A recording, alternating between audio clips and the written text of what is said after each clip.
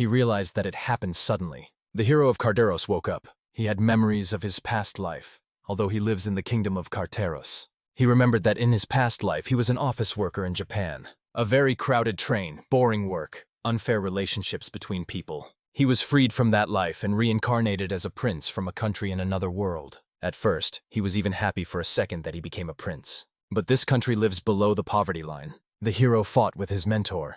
Avoid when mentors let you down. Then he pointed a sword right at his throat. He finally defeated his mentor him. He sheathed the sword. In 2 years he defeated his Clurford, the fencing teacher and head of the Clurfairy clan. The hero thanked him, but if he had had that strength from youth, he would not have won. He said that his defeat was inevitable anyway. If it continues like this, no enemy will fear him. But then the hero asked who would even want to attack this country. Even if they conquer it, nothing can be taken from there, and other countries do not pay attention to them because they will be a burden, such a hopeless country. The country where he was born is a small state with a population of only 1,000 people. The kingdom of Carterosa. He is the third prince of this country. His older brothers are, of course, strong but dangerous, and the throne may pass to him. Usually people are happy about this, but since it happens in this country, he is not happy at all. The land here is poor, so nothing is grown and there are no resources, and the country is not only small but also extremely poor. A completely hopeless place. Then he decided to leave. He, of course, always says that, but for the prince to do it intentionally. The hero said that their soil is infertile, and many crops cannot be grown on it. He wants to increase the area of sown fields as quickly as possible. The residents were surprised that the hero visited them today, and decided to tell him about their achievements. They had been cultivating the land since early morning, initially managing everything without problems. But then it became difficult because of a problematic tree. The hero asked what kind of tree it was. Then they led him to a large tree. Even 10 men could not handle it. It really could be killed with an axe. Apparently, it has been standing here for several hundred years, and the hero cannot even bring himself to cut it down. But for them to have a harvest, it will have to be cut down. In this world, there are magical abilities, the power of which manifests only in members of chosen families. If you have them, you can improve your physical abilities. He drew a sword and swung it at the tree. And you hit right on the tree trunk. It instantly split in half. Then the residents decided to remove the obstacle and stop cultivating the land here for today. The hero was offered steamed potatoes to eat. Some workers also would not refuse food. If it goes like this, by summer they will cultivate the field here, and if they plant potatoes, they will harvest by winter. They are all very good people. Last winter they were dying of hunger. But this time the hero does not want to allow that to happen again. They still need fields, and in general they are now developing this land. They grew these potatoes from seed tubers brought from another country. And since varieties appeared that could grow even on poor soil, the country was essentially saved. However, it cost them dearly. The hero walks down the corridor very tired. In the morning, he trained with a sword. During the day, he learned to govern the country.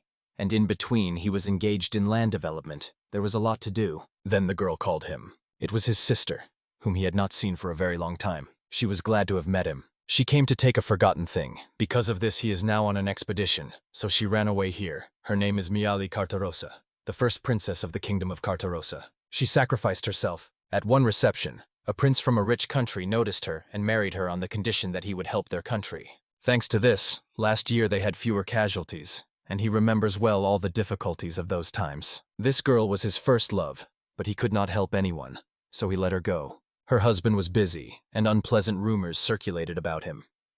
She was thinner even than when there was nothing to eat in their country, and he noticed bruises on her wrist that were visible from under the sleeve. He felt very sorry for his sister. Therefore, he suggested at least having dinner together, and she did not object. After some time, the table was ready. They prepared for her water, soup from leftover vegetables, potatoes boiled in salted water, and dried meat. Even this turned out quite well. Miali recalled that she had heard that the hero had recently been actively engaged in affairs, and thanks to him, they were even finishing developing those lands that were supposed to be developed only next year. He tried very hard because there was nowhere to plant the potato she sent, so that her efforts would not be wasted. She later thanked him and called him a good child. The hero asked not to be called a child anymore, but Miali said that in fact he was just a child and asked him not to do anything foolish. He said he did not intend to do that. He is not omnipotent, but he can help develop the lands thanks to magical abilities, and he is strong because the instructor taught him to wield a sword. If you look at it on the scale of the whole country, then his strength by itself equals powerlessness. He wants to save the country. But as an ordinary office worker, he had no knowledge at all. He did not know how to apply it in practice, and many times he failed. And yet he wanted to do something, so every day he recklessly did everything he could. Millie noticed that he was lost in thought and told him not to worry, because his little sister would definitely come up with something. The hero asked her if she would return if he made the country rich, but it was impossible, although she was not against it. After the meal, she will leave. She loves her magical hero very much. Later, she was already standing by the cart. Apparently, today she came to deliver help from that man. The things for which her sister gave her life. Angrily, he hit the windowsill with his fist. The hero wants to be strong. At this rate, he will achieve nothing if he simply tries neither with the sword nor with training. And if nothing special happens, this will be the end. He will change the current situation, but there is no power suitable for his position. Suddenly, he heard a voice that was supposed to give him answers. Suddenly, he felt a sharp pain in his chest. His heart was hurting. Then he looked around, but saw no one. I decided to ask who had been here. He heard a voice again, which said that he was the respondent. Something was coming out of him. The pain was accompanied by heat. The voice said that it had always been inside him and protected him, and now, when he begged so much, this will definitely become his strength. In this world, people are born with magical abilities. If you have such an ability, there is a small chance that you can use a special power called magic. A magical cluster that answers any question of its owner. And the respondent is his magic. Later, the hero sat in his room. The respondent allows you to obtain the necessary information about what the mage sees, and the amount of information increases depending on the magical power used. The usage limit is once every 30 days. It was a fairly convenient function, but using it only once a month complicated matters. But the hero still decided to try to do what this world needs now and uses his magic to learn more about it. Then he asked the respondent how to make fertilizer that he could make himself, and that would be as effective as possible. The answer immediately came to his mind. He realized that he needed nitrogen, phosphorus, potassium, magnesium, and so on. It was cool, but the hero asked if the respondent could name stores where he could buy all this. The respondent confirmed the maximum consumption of magical energy and decided, as an exception, to reveal information about the rank. Usually, making fertilizer takes time, so if the hero needs fertilizer quickly, this should be taken into account. Then he advised studying alchemy. The hero was surprised when he heard about chemistry. If you use alchemy, the working time will be halved, the respondent replied. This magic, which the church banned several hundred years ago, is called bidden magic. But the respondent knows the preparation method, and thanks to alchemy, all this can be realized. If he does this, he will save not only this country, but even this world as a whole. And all this happens because the church banned alchemy, but he is not afraid of bans. To study alchemy, you need to travel about 24 kilometers southeast. Then the respondent sent the coordinates directly into Hero's brain. The legacy of the legendary alchemist Kaiser is better taken for oneself. And that same night, Hero set out on the road. During the storm, he broke a hole in the rock, and he climbed inside and found a cave there. This is the place the respondent indicated. It was cold due to lack of fresh air, but he decided not to use magic to increase his physical strength because he did not know how far he still had to go. Going further into the cave, it turned into a passage with a path. Huge doors already stood before him. It looked like a puzzle because it was clearly not natural. Fortunately, the hero was a master of puzzles. You began assembling this puzzle on the door. When he finished, the puzzle became a button that he pressed. The door slowly began to open. Inside it was warm, and beyond was visible a room. Having already entered the room, the hero saw a beautiful view. Finally, they found the person who would inherit Kronel's alchemy. He had been waiting for this moment for 160 years and 32 days. The hero asked if he was Colonel Kaiser, the legendary alchemist. That is true, but not entirely accurate, because it was only a golem with recorded memory waiting here for his successor. Alchemy could do this too, and the hero realized that the church considered it desecration. Suddenly, Golem said that he had no time left because his existence was temporary, and in 5 days, all the magical powers that held him here would be exhausted. If so, then every second mattered. So the hero decided not to delay, and immediately asked him to teach alchemy. Golem was glad that he did not hesitate, and was going to cram alchemy knowledge into his head in 5 days. The hero even thought that he was smiling. He had little food and water left, and it seemed he could train these 5 days without rest and sleep, recovering with magic. The main problem was that he would not be in the castle all these days. Golem said that everything he learned in these 5 days would be only the basics, and then he would have to study from materials. This means that after learning the basics and concepts, the hero would be able to study effectively on his own. Then the golem asked the young man's name. His name was Hiro Carter Rosa. When the golem heard his surname, he felt that this family and these eyes reminded him of someone. I decided not to dwell on this and to start the lesson as soon as possible. The hero was only glad about this and called him the teacher. No one had called him that for a long time. And so, after 5 days, he finished the preparation. The colonel asked if the basis of alchemy was perfect. You answered yes, because alchemy is activated by pouring magical power of different waves into a special blue stone. unlike other magic. Alchemy resembles programming with repetitive rules. Waves fill the code with magical power, and the blue crystal is like a compiler. To create magic or code, a general understanding of function, pointer, array, and parameter is needed.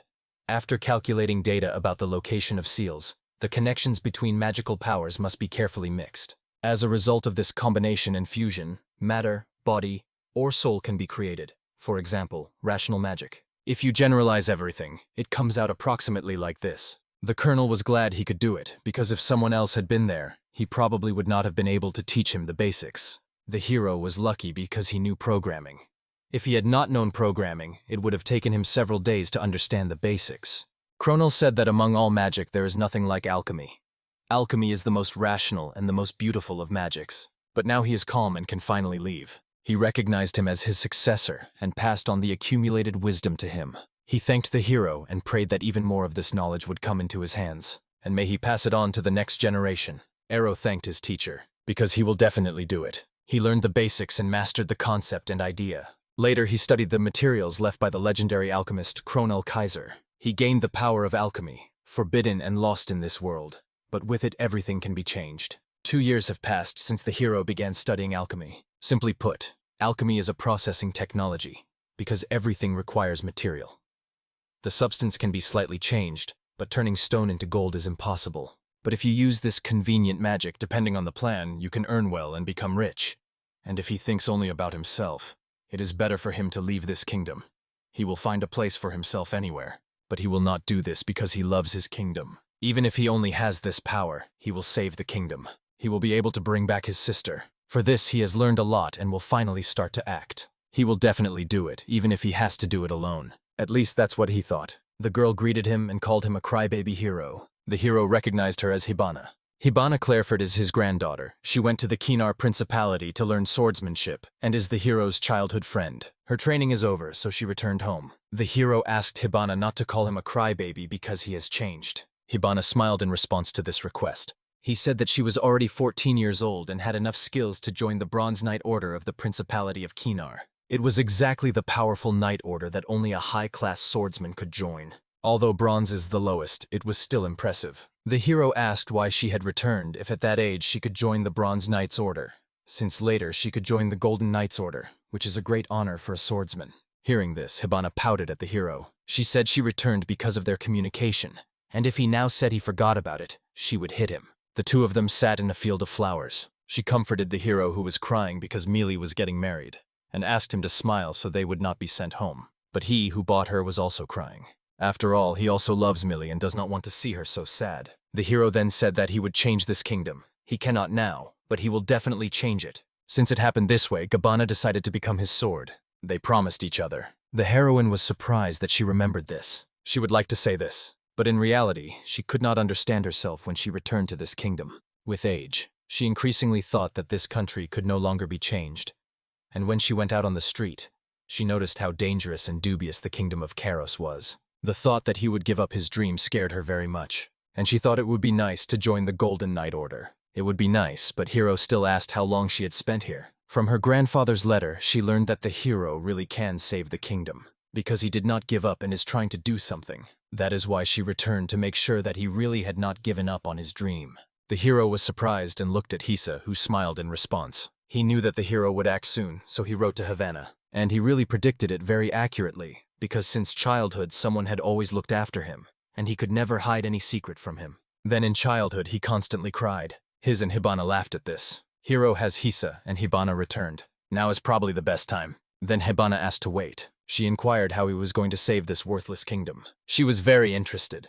Is he really capable of accomplishing what he planned? After all, she also loves this country, so she wants to save what can be saved and fulfill their promise. But if this is an impossible dream, they have no choice but to give it up. Then the hero decided to show them something interesting. He led them to the basement, and he showed them a huge hall with a library and a work area. His and Hibana were stunned. They both did not know that there was such a basement in this castle, because it was created by the hero. Hibana was surprised that the hero created all of this, both this room and the passage to it. It would take one person several decades to build a stone wall and run electricity. He also thought that with the carpentry skills of their kingdom, it was simply impossible to build something like this. The hero said that this is only possible thanks to magic. It is impossible to do with human strength. He constantly thought he had started something, but he could not imagine that he would prepare something like this. But they were surprised early, because what Hiro wants to show them is still ahead, and he decided to show the results of his desperate training and research over the last 2 years. This invention will greatly change the small kingdom of Carteros. He opened the door, and they saw many plants. Inside grew wheat, which was almost impossible to grow in the kingdom, because their ancestors tried many times, but no attempt succeeded. This was a testing place where he creates and tests things that will help their country. One of the things was wheat. He increased its viability by selection, so now it grows even in a cold climate, is less often sick, and growth has significantly accelerated. We can be planted in spring and early summer, and we grow extremely fast. And it is tasty. It has a lot of sugar, so the bread will be fluffy and sweet. Hibana asked in surprise what would happen if she planted it in the ground, and if it would really grow the same way. But it will not work, no matter what kind of wheat it is, because without nutritious soil, it will not sprout. And I decided to show what fertilizer is used in this soil. And he showed them the body of the monster that lay among the wheat, creatures that devastate their country. He said that their bodies contain harmful vapors that make them unsuitable for consumption and pollute the environment. Therefore, the hero invented seeds. He planted a seed in the corpse, and immediately a sprout grew from it. Then the buds will begin to bloom. Neutralization of harmful vapors during nutrient absorption. After that, the body begins to dry out and return to the earth. And this soil becomes very nutritious because the monster's body contains a lot of energy. I couldn't even believe it. It was incredible. Wheat will be able to grow in this country. The land of this kingdom has great potential and may even become an exporter of products to large countries. This is all very interesting, but this is only the beginning. And with his power, he can change everything. When he made that promise, he was a helpless child. But now everything is different, and he can fulfill his dream. And he suggested that she keep their shared promise. Gabbana gladly agreed. Thanks to his power, this kingdom will soon change, and she asks to see it from a special place, and she promised to become his sword. He looked at him and turned to the hero. He asked again, because he was the one who built this basement and grew the wheat. The hero confirmed this. He asked if all this was done using something that the church banned several hundred years ago. However, the hero said that nothing can be hidden from him. He confirmed that he used alchemy. If someone finds out about this, the church will not remain indifferent. But the hero told him not to worry. He will do everything correctly. He has already decided everything. He knows that this is forbidden power. But if there is a chance to save the kingdom, he will use it. The influence of the church means nothing to him, and he will protect his beloved cause. Hiz and Gabbana looked at him in surprise. Eros Hayes was very determined. Then he decided that he would help him, and asked him to allow me to support him. Suddenly, Hibanak grabbed him. She pulled him back and said that he constantly touches her. Because he uses alchemy, she will not change her mind. And if because of this they do something bad to him, she will kill them. Then he began to count on them. Hibana offered herself to the hero as a knight, and asked if he could knight her now. Hit said that to become a knight, an official knighting ceremony is required, and she cannot be a personal knight of someone from the royal family. She considers this rule very stupid. The royal family themselves must knight the knight, conduct the ceremony, and hand him the sword they crafted.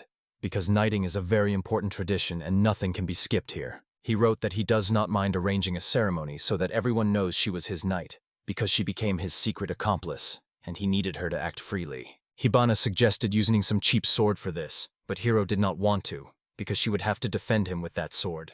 Then she jokingly asked him to make a sword for her using alchemy, but the hero was already planning to do it. He will make a sword that surpasses even the sacred sword of the Principality of Kinar. He had great ambitions, since in the Principality of Kinar only 12 knights of the Golden Order have the right to possess sacred swords. If they do not do this, they will not be able to enrich their kingdom. And the hero asked Hibana to give him her sword. Use this as a base and make a new sword.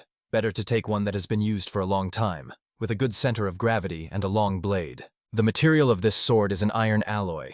The blade is very well forged and polished, and he thought it would take decades of blacksmith training to make such a sword. It even seems a bit unfair that he uses magic for this. He asked Hibana if she had any requirements for the sword. Her technique relies more on speed than weight. She prefers to chop the opponent rather than crush. So it is desirable that the sword be light to maintain intensity, a little shorter and with a slightly lower center of gravity. It turned out that the requirements were much more than the hero thought, but he still agreed and pulled that thing out of his pocket. He took a stance and began preparing for the spell. He focused on these two themes. Magic began to gather around the small object. A second sword appeared in his other hand. It was an exact copy of Hibana's sword. So he uses this bracelet. And the sword was also made of mithril, a legendary metal. This is alchemy. Hibana stood before the knight statue and swung at it. and she struck it directly with her sword.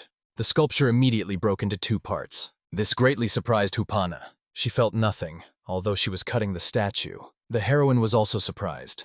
Without magical body reinforcement, she was able to cut the statue in half. Hibana wanted to show him her true strength. As expected, from her appearance it is clear that she controls magical power well, but she had not used it yet. Then she turned to the hero. She asked for permission to take this mithril sword, but the hero immediately refused, because the sword belongs to him and he had temporarily lent it to her. But he told her not to be too upset, and promised to make her a sword much better than this experimental one. He was going to do it from materials he had saved. She could no longer wait. She wants the sword so much that she cannot be let down. And the hero began forging a sword for Hibana. The materials from which he makes the sword are special.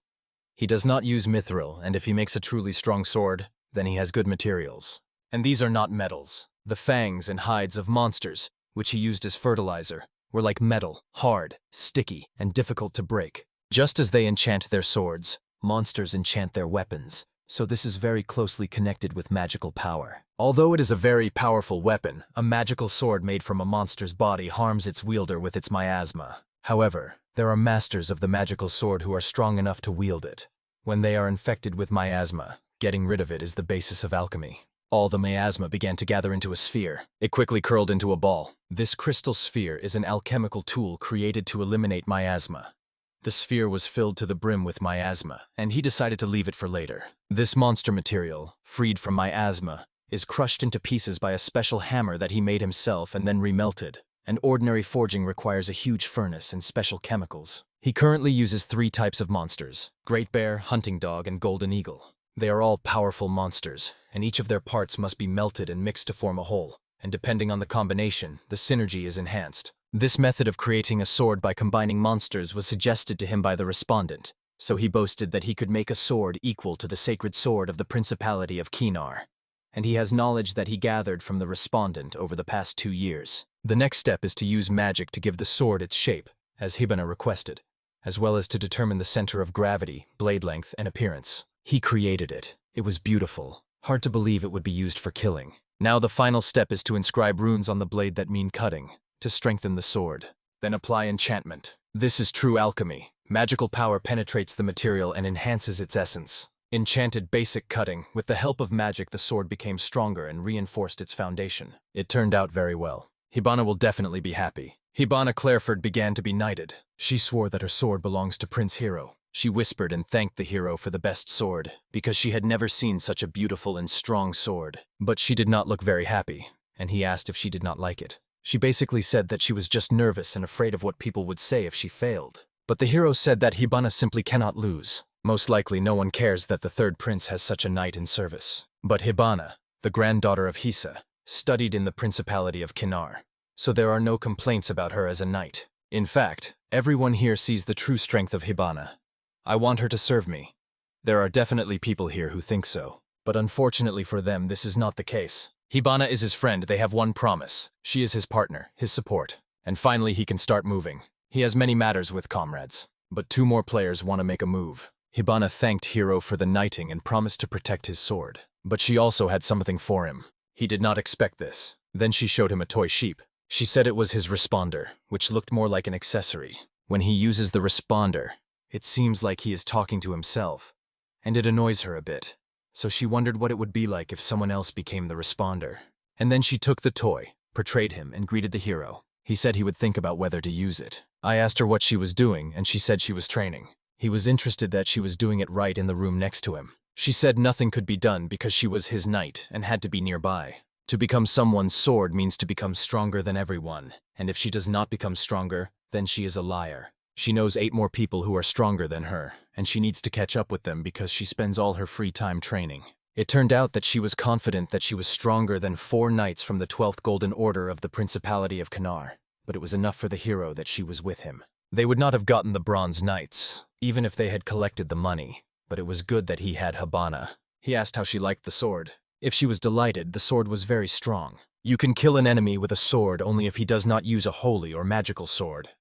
A person in simple armor can be ignored because she is his knight and she needs a sword. And he was sure that she would cope with him. And maybe she will be able to practice today. Then Ero told her to get ready to go. They were going to leave the castle. Suddenly a man appeared in the doorway, who asked Hiro where he was going. He was Agata's brother, Carteros, the second prince of the kingdom of Carteros. Agata noticed that the hero, as always, seeks popularity among the people and, being a prince, makes new discoveries while hiding his identity and pretending to be a city doctor. And he asked what he would do next time because various rumors were circulating. He came to check what the hero was doing after he tried to distribute wheat. The hero must be careful, but it is impossible to escape from him. He said he was not going to chase popularity because he simply wants this kingdom to become rich. But Agata was sure that Hiro was just trying to eliminate him and his brother Takuma and then become king. The hero repeated that he was not going to do that. If people are knowledgeable in different fields, for example in politics, then he is not suitable for Agata. And Agata herself is more suitable for the role of king. Depending on the situation, they need a strong king, and the elder brother Takuma is brave and a good strategist. But with limited talent, he cannot be one. Agata believed Hiro because this kingdom is held together thanks to Miyali and Hiro. He even thought that Agata's brother would say something similar. But then he said that the hero is trying to jump over his head and hide what he is doing now. But he will not succeed. The hero asked him not to talk nonsense and get to the point, because Agata could only go to his hated younger brother. Agata said that he still was not nice. Tsukumo's brother asked me to pass this on. The hero will soon turn 14 years old, and as an adult he must serve the imperial family by fighting monsters, so he was ordered to prepare. Then Agata noticed that the hero chose a knight for himself, although it would be better to choose not one person, but a whole squad. Ero asked if he was worried about him. He immediately said no, because taking care of him would be unbearable. Hiro told him not to worry because he was strong, although not like Takumu's brother. He had not changed at all. And then Agata noticed that the girl simply radiates a thirst for blood, and does not even try to hide it. He approached her and asked if she wanted to come to him. Hibana was surprised by this proposal. The hero understood why he came here. The brother needs a knight like Hibana, who has reached the rank of Brown. Agatha promised to give her much better weapons than the hero. Hibana immediately refused because he would obviously be boring, and she had already promised to become the hero's sword.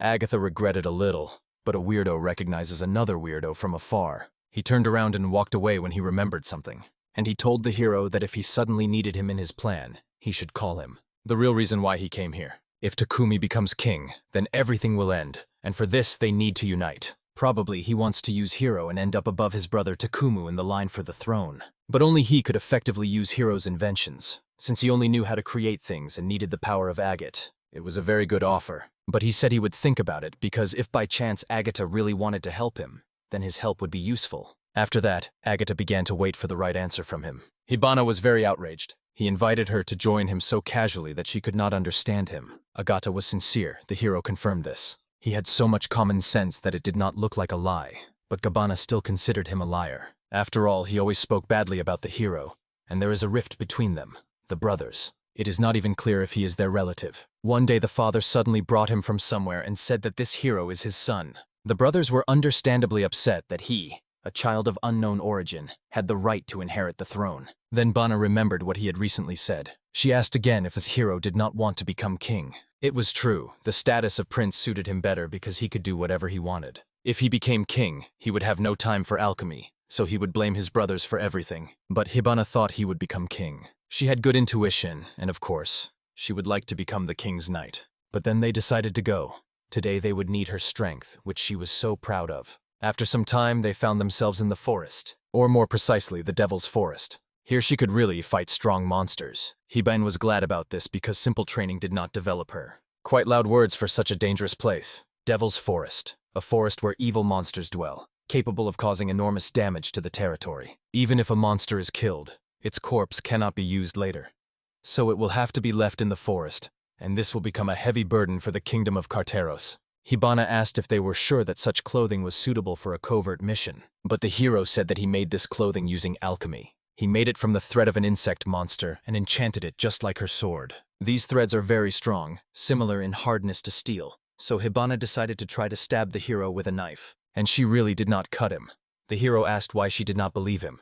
If it had been just close, he would have already died, but she said that a person who gives false information at the moment of mortal danger must die. She asked what the problem was if he was not dead. She was taught this in the Principality of Kinar, because only the strong can survive there. He realized that as her master, he must rid her of harmful habits, and it would not be easy. Hibana added that the hero is her childhood friend and it is easy to talk to him. He even felt a little happy upon hearing this. Hibana asked why they came here. He will recall that he said nothing and decided to name 2 reasons. Firstly, he wants to personally verify what resources are here. She inquired whether there really could be ore deposits here. Maybe, but he wants to know what monsters are here. After all, monsters are also a resource. Here I used monsters as fertilizer. And not only that, the clothes they wear and even Hibana's sword are made from monsters. With the help of alchemy, he can use monsters. Monsters are the only resource of their kingdom. She agreed with him and asked if he wants to know what monsters are here and what they can do. He confirmed this, and so they will go deeper into the forest. She said that if Hibana suddenly got scared, she could calmly run away, because the monsters they had fought before were weak. They lost the battle for territory, and could not compare to those waiting for them deep in the forest, and were much stronger. She said she could not run away because the blood in her boiled, and she would finally be able to test her baby in action. It was very reassuring to hear from her. They found themselves in front of barricades, so dangerous monsters would be ahead. Hibana remembered, and asked what the second reason was. He said that everything they do to save this kingdom matters. Hibana did not understand what he meant. Suddenly, guards approached them and asked Prince Hiro what they were doing here, and asked him to leave because it was dangerous here. He said not to worry and asked if they recognized his sword. He added that his knight was stronger than him, so there would be no problems. And he asked them to let these people pass because it was a very important matter. They listened to him but asked him not to overdo it, and they asked to be more careful. Suddenly they heard the clanking of armor from afar. They still needed to talk some time. He would not want to meet him so early. The guards opened the gates, and behind the gates stood a man with an army. He returned alive and unharmed. It was Takumu Kartarosa, the first prince of the kingdom of Kartarosa. Takumu did not expect to meet the hero here. He also did not expect this, and asked if they were really going to kill monsters. He said that this is a battlefield, and one cannot be unprepared here. Therefore, he will not be able to return, because he came here prepared. Takumu said that he can do whatever he wants, but there will be no help from him. The main thing is that he does not die. And if she is here, then he definitely will not die. The hero confirmed that his knight was very wonderful. Suddenly Takumu said that he already knew that the hero and Agata had fought. He found out surprisingly quickly, as only a few hours had passed. It seems that it was Agata who said that they cooperate with him and distract Takumu's attention. Takumu told him not to do anything unnecessary. This kingdom should not become wealthy before the right time. The hero immediately thought that a neighboring country might attack them. Currently they are not being captured because there is no value in their kingdom. They had rich land and a large population, but the kingdom was captured by a neighboring country. The last territory borders the Devil's Forest. If there is something valuable in this territory, neighboring armed countries will definitely take it. The hero told his brother that he would return the captured lands at the right time, but their military forces were unequal, and even if he returned them, they would not be able to defend them. Takumu's brother wants to return the land that provided the kingdom with most of its food. If those lands are returned, there will be more food and people, and most of the kingdom's problems will be solved. The problem is that after the territory is returned, there may be retaliation, and it will not be possible to win an open war against a country with twice the population. But Takumu most likely has a trump card that can ensure a short-term victory, not a completely doomed plan. Right now, he is just gathering strength and will definitely carry out his plan. If they do not do anything additional, but if the enemy finds out and attacks before he makes a decision, it is all over. This is a warning. If they interfere with him, he will not care that they are his brothers. Only he can help the kingdom. Then they will have work with Agate. There he will not be able to help at all. They are smart and strange guys, but they are needed by the kingdom. They were a little tense, but later began to disperse. The hero exhaled, moving further away. This is a warning. If he does this often, he will definitely die, but he is not going to give up. To consider that the only way to make the kingdom rich is to win a war is, in a certain sense, correct. Agata's brother knows what Takumu's brother will do, so he is on guard.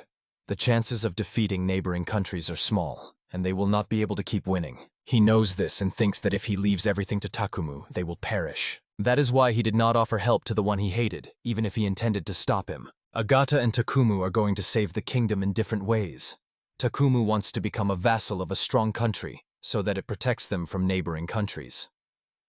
From Agata's point of view, nothing can be done with the obstacle in the form of Takumu. The irony is that the two brothers do not get along and each tries to save the kingdom in his own way, although their desires coincide. Then he noticed that Hibana had become a little quieter. She immediately understood that he was strong, but it is another matter when he was armed on the battlefield. The hero understood her because he was the strongest man in the kingdom. Maybe he can even defeat a knight from the Golden Order if they have the same weapon. Hiro asked if it was true, although it was strong, but not that much. If he really intends to kill Hiro, Hibani will have to fight him, and he asked if she could defeat him. She said he would wait 3 minutes. Hiro understood everything. They will avoid a violent clash with his brother. If a clash happens, she will give him time to escape. It was like a hint at how he would die. And if there was a way to avoid conflict, he would use it. He will need Agata's brother to spread his inventions, and after that he will need Takumu's brother with his army, and their kingdom will become rich. He wants to equip his brother's army with powerful weapons created through alchemy. And I also want to reclaim the captured lands. They will have military power to reclaim and protect the lands. He wants the power of Takumu and his army. His brothers are wonderful and stubborn, but they are hard to get along with. Hibana noticed that almost no sunlight penetrates here. Finally, they began to search for monsters. Due to the appearance of Takuma's brother, the conversation on the same topic was interrupted, and she reminded him that he wanted to talk about the second reason. The hero remembered this, but still decided to talk about the second reason for this trip. The second reason is salt. Hibana was surprised when she learned about the salt. She asked if he was talking about the salt that was in the Devil's Forest in Rocky Mind. But the hero said that actually behind the forest, which he saw on the great alchemist's map, there is the letter C. Ivana was surprised when she heard about the C. For her it was cool, because if the map is correct, they will be able to extract as much salt as they want in the neighboring kingdoms, since there is only rock salt there, and this will allow them to enter a new market. Everything was correct, so they do not need to think about whether the sea really exists, but should think about the fact that it definitely exists, and how to build a safe road, because that is important. In this forest, not only are there dangerous monsters, but the roads here are terrible. The forest is dangerous even for ordinary soldiers, so he made a compass. He added a magical arrow to this compass and wants to combine the search with testing. It determines the current location using 2 stones that point in the same direction. He is glad that he was able to confirm that a regular compass does not work. Then Hibana is calm and does not want to think about problems. Eventually she joked that she is afraid of monsters. Just as they mentioned the monster, she heard some noise. She still noticed it. It was a great opportunity. Hiro asked Hibana to watch his fight and not to help. Hibana agreed. Although she was his protector, it was important for her to know what he was capable of. He began transforming mithril. The mithril transformed into a bow. Then he began transforming gunpowder, and created an explosive arrow called Red Lotus. He completed the transformation to the 5th form, and created a magical bow. He was surprised that he crafted a bow from mithril and an arrow from gunpowder. He began to use analysis, but it magically appeared in his right eye. This spell enhances visual acuity, and if you invest magic, you can predict and see through the creature. He saw the muscle structure of the monster, the center of gravity, and sees such movements. Then he decided to add some wind, and he shot an explosive arrow from his bow. The monster had already jumped at him, but the arrow still hit him in the head. A second later, the monster exploded. Ebena realized that the hero guessed where the monster would jump and blew it up. He sealed the magical power, and it instantly reacted to gunpowder. The monster turned out to be extremely resilient, and if he hadn't done this, they would have had no chance of victory. Suddenly, the hero heard a rustle behind him again. He then transformed the bow into a 2nd form, a magical spear. She was surprised that the hero was not a swordsman. He said he was an alchemist and could use everything he created. The bow is for long distance, the spear for medium range. The sword is for close combat, and if they come too close, there is a knife for defense and a shield. For a strong strike, he uses a hammer. It was a weapon of 1,000 faces. Magical transformation Mithro. It was cool. But Gabbana thought that by the rules he was forbidden to use weapons that could change. But if he has only one type of weapon, he won't be able to move far from your sword, and will become a burden. So Hibana pushed him aside. She stood right in front of the bear monster. She struck with the sword and cut off his paw. Then she swung the sword at the bear's leg, and she rushed at him again, and cut off that head. That you can sever his limbs with one blow. He and Hiro had different values, and that's still not bad. He didn't even have time to sigh because she had excellent swordsmanship technique. And he asked if all the people in the Principality of Kienar were monsters like her. She reminded him that they still had 8 people stronger than her, and yet they pose a threat to them. She asked why he thought so, because there were no disagreements between them. Right now the kingdom of Kateros does not interest them. But as soon as he enriches it, everything will be completely different. They can destroy Kateros while it is weak and take all its inventions. Strengthening the kingdom is just as important as enriching it, so he wants that monument. The kingdom is so strong that it can defeat the Principality of Kienar, and if it becomes like that, it will not lose to anyone. As befits a prince, he thinks about such things. She asked us to take these claws for them. They are quite sharp. For this occasion, he has a special miasmatic bag. If not for him, the miasma could have killed them, so Habana asked if they needed treatment. The hero said that for this they need magic, but he wants to save it for more important matters in the forest, so he cannot. Finally, she easily lifted 30 kilograms and was ready to go. The hero has not yet finished exploring this forest, so Hibana wants the hero to meet a stronger monster. He asked if she knew that the bear was called the Razor Bear, and that it is said everyone who meets it will die because it has rank A and is an extremely dangerous monster. And he was much stronger than him. Here I realized that as long as Hibana was with him, he definitely would not be killed. She was a very reliable knight. Finally, they reached the sea. The air smelled of salt. Hibana at first did not even believe that they had reached the sea, although she heard the sound of the waves. When the hero saw the sea, he was immediately inspired. This is salt. If they can transport it from here, they can earn money by selling it to neighboring countries. The journey here took half a day and it was worth it, so he asked Hibana how much more she could carry. Right now she is carrying about 50 kilograms of monster material, so she can take as much more. She asked if he was asking to find out if she managed to save him, because she could not push herself too hard.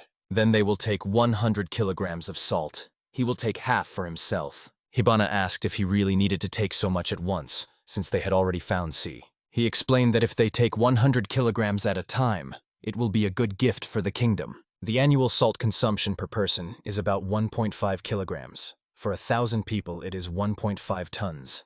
So if they bring 100 kilograms 15 times, it will cover the kingdom's annual salt supply. To have less trouble, he will take a little risk. He hoped that he could gather salt by the end of the day. He suggested starting to produce salt. Hibana asked if she could help with something, and he said later. Then she decided to go fishing while waiting, and immediately took off her clothes. He wondered if she was not ashamed. She caught a fish very quickly to eat it. The water was pleasant, and she asked him if he wanted to swim, and he was going to do it after he did what he came for. Then he prepared to pronounce a spell. He rowed and diverted the water to the side, and he made a glass pool out of sand. She was surprised that he did it, and I thought about how many days it would take if they made the pool the usual way. Ero was looking at Hibana's body in a swimsuit. But it's still too early to be surprised, he thought. He will make a hose out of his intestines, and it doesn't look very pleasant. Then he will fill the pool with water. The water started flowing by itself.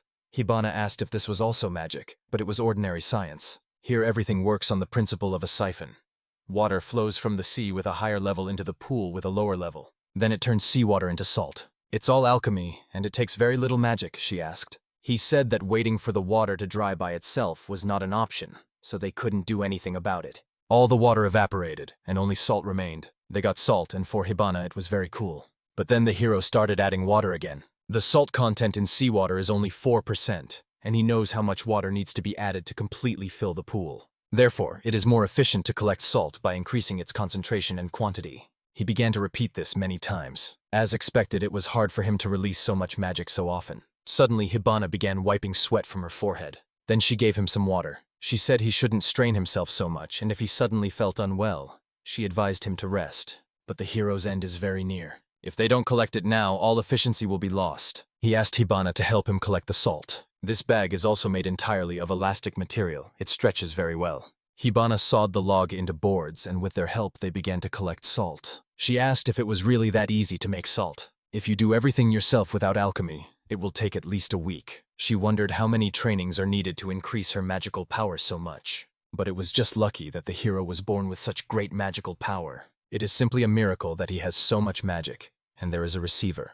The more magic he pours in, the more information can be obtained, and only he can use it to the fullest. Hibana was even a little envious and asked why he didn't collect all the salt with magic. They were returning to the Devil's Forest, and he thought that his magic might not be enough, so he apologized that they would have to work with their hands. She understood everything and took it as another training. Carrying bags and walking through the forest would be good exercise. By the way, she heard something here. The prince was a bit strange. He was building new roads together with the peasants. He understood and said that he was quite strange. Hearing this, she thought that he was a wonderful person and she could do the same. Training the body and at the same time helping people is simply wonderful. He was embarrassed that it had even reached her, but at the same time he was glad. Then he decided to make her a heroine. He knew that there was a sea here and that salt could be extracted, but he did nothing. He could not pass through the Devil's Forest by himself. But she went with him, and now they can give people salt. And he thanked her for the help. This embarrassed her a little, but she was happy. She also thanked him and was glad to have become his knight, because he could really save the kingdom. They decided to return home and bring salt to the people. When they were walking, it was already getting dark. Hibana began to see barricades ahead. It seems she still has a lot of strength, but in reality, they had been walking for a long time, so even she was tired. She could walk even in the moonlight because she was well trained, and the hero could walk because he used magical sight. Then she noticed that they almost did not encounter monsters on the way. This is because he used that perfume. She thought that the hero's new invention eliminated the smell of their sweat because it is this smell that monsters hate the most. This is only a trial sample, but there already seemed to be results, and she asked if it would not be much easier to use it on the road. He used it because he decided to check what kinds of monsters were here. If he could, he would not have used this perfume, but due to circumstances and fatigue, it was dangerous not to use it. There are 11 species of monsters living in the forest. It turned out that this perfume does not work on 3 of them. There are monsters for whom the smell is not unpleasant, and those who have no sense of smell, about which he learned a lot. He wants ordinary soldiers to be able to safely pass through this forest with the help of the perfume, and that is exactly why the tests were conducted. Hibana understood everything he explained. He learned about monsters, checked the compass, found the sea, made salt, and tested perfumes. Today was a hard day. Perhaps the most important thing is about to begin.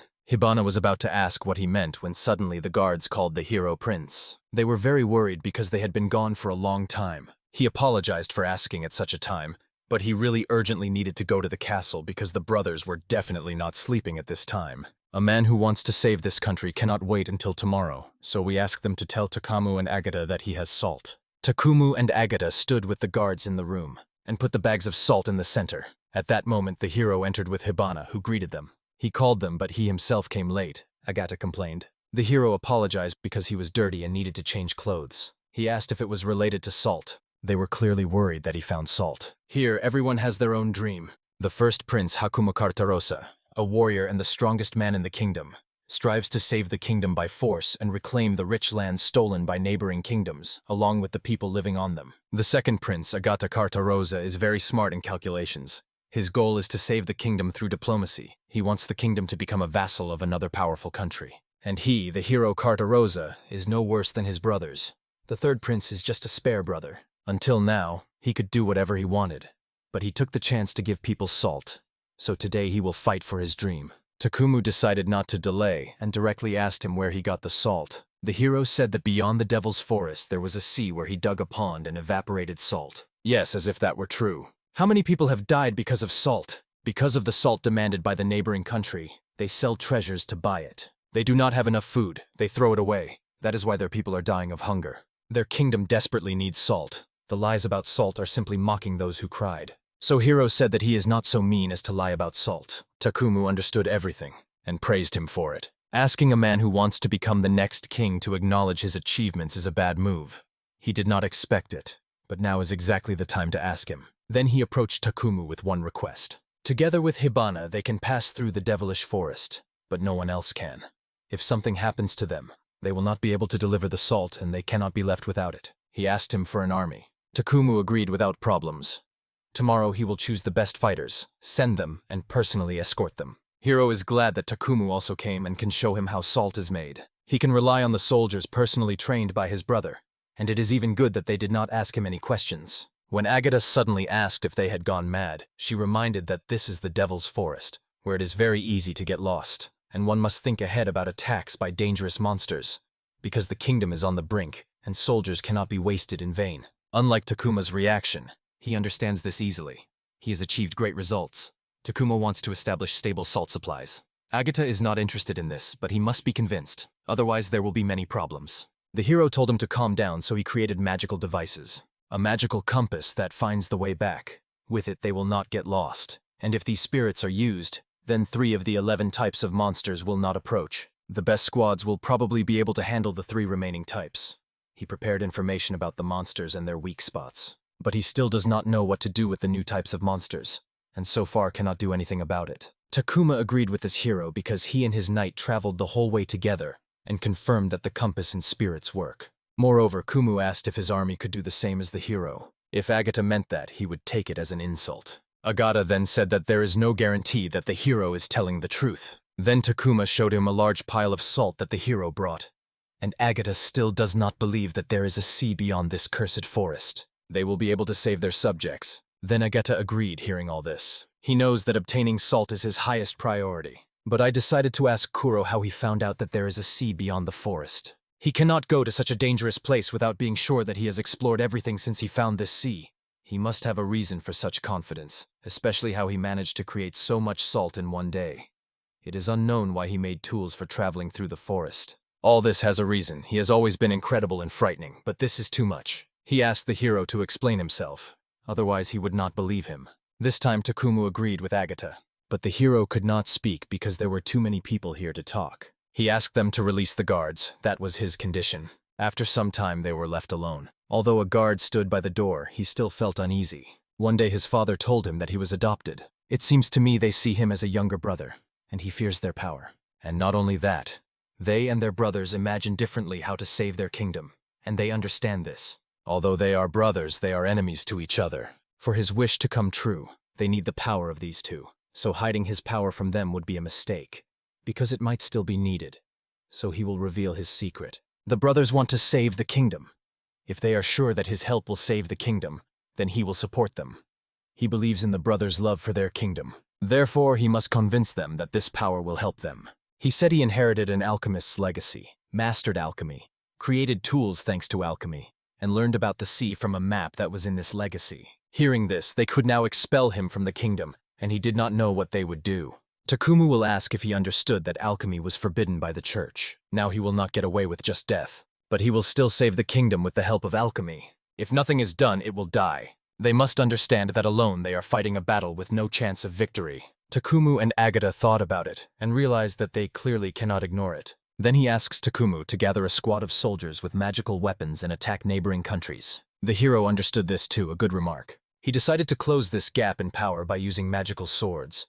Because if elite soldiers are armed with powerful magical weapons, they will definitely become the strongest and he will be able to reclaim the lands taken from them. This is exactly what he dreams of. Although they are poorly equipped, their troops are strong because they have spent a lot of time fighting monsters. Maybe they are not hostile to Kinara, but they have elite units that can competently oppose the Golden Knights.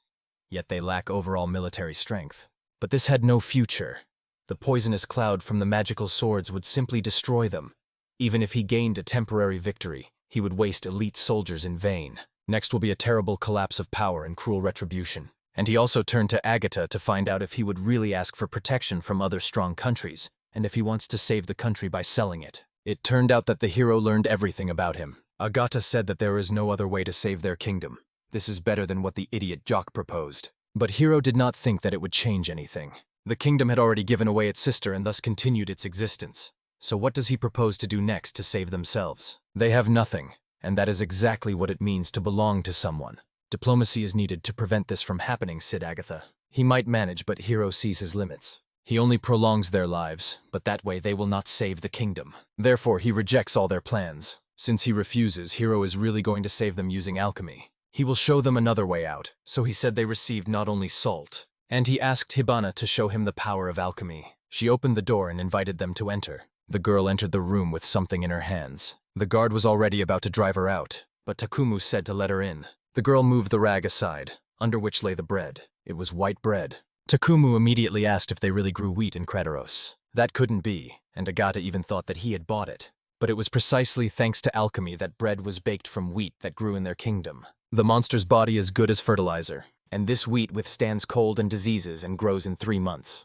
If they don't believe it, an arrow can lead them to the fields. With alchemy, he can make even more. Then he suggested they try it and added that he hadn't put anything in it. Kumu took the bread and bit off a piece. The bread was tasty, very tasty. We never thought that such tasty bread could exist in their kingdom. Wheat not only grows easily, but is also tasty. Much tastier than in other countries. Alchemy can do that too. The hero said that alchemy not only enriches life, and asked Hibana to deliver the sword to her brother. Hibana agreed, but only if they return it later. Takumu looked at the sword with surprise. A sword without miasma, it cannot be compared to their swords. It is much stronger. As expected, Takumu understood everything at first glance. And all this is alchemy. The hero can remove all miasma from the magical swords of his squad. No, he will make them even better and create swords that surpass them. And he decided to say once again that he rejects Takumu's idea about war and Agata's idea about a colony. He will make this kingdom rich thanks to alchemy. They have salt, wheat, and swords. He will show them a rich kingdom that can defend itself from other countries.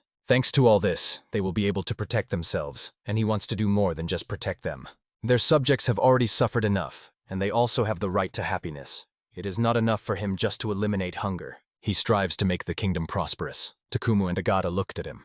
and then they laughed loudly together. What Takumu will do with his knights, sacrificing their lives, will be much worse than the alchemy of his younger brother. Agata agreed with this. They would just be wasting their lives. And they said that the hero was even right. They just wanted to buy time, and will not be able to bring the kingdom to prosperity. They deeply knew this in their hearts but did not want to give up, and he very much wanted to save the kingdom. It is strange that he is glad that the kingdom will be saved, but he was better. Although he laughs, it is clear that he is sad, the hero thought. He revealed his secret to them because he saw that they wanted to save the kingdom. A different form, but the same content. He asked them not to say that he would manage on his own, or that everything they do is in vain. He had one request for them to help him. He can make this country rich, but he cannot command everything and fight like Takumi. And he will not be able to inspire people and negotiate with neighboring countries. Alchemy can only create useful things, but if used incorrectly, it will not work and then nothing will come of it. He needs their strength. So he says that he wants to use both. Agatha called him stupid, and he really thinks that they will just follow him. No, he wants them to use him. He believes in them, in their strength and intelligence. If they unite, they will be able to save their kingdom. He can act in the shadows, but he needs them by his side. And let them decide for themselves who will become the next king. Takumu and Agatha exchanged glances. These words of the hero mean what he really intends. Nothing can be done if his younger brother says something like that. He won't be able to stay silent like a child. Now he will have Takumu's army, and he will act not as a prince, but as a general. Agata also decided to help the hero. Although he was weaker than her in skill, or had accidentally inherited the alchemist's legacy, and she did not want to follow him. But when their ship began to sink, she had no choice but to help him. He will help him and become a minister. The hero asked what they meant. Takumu explained that he had renounced the throne in his favor. Agata did the same because it would be better for the kingdom. In other words, they would recognize him. They will remain silent about alchemy, and if he believes in himself, he will be able to save their kingdom, and they will help him. Such are his brothers, and they asked him if he believed him. If he tells them whether they are telling the truth, they will take it as an insult. Then he asked them to help him. They gladly told him to rely on them. This is the first time the three princes of Carteros united.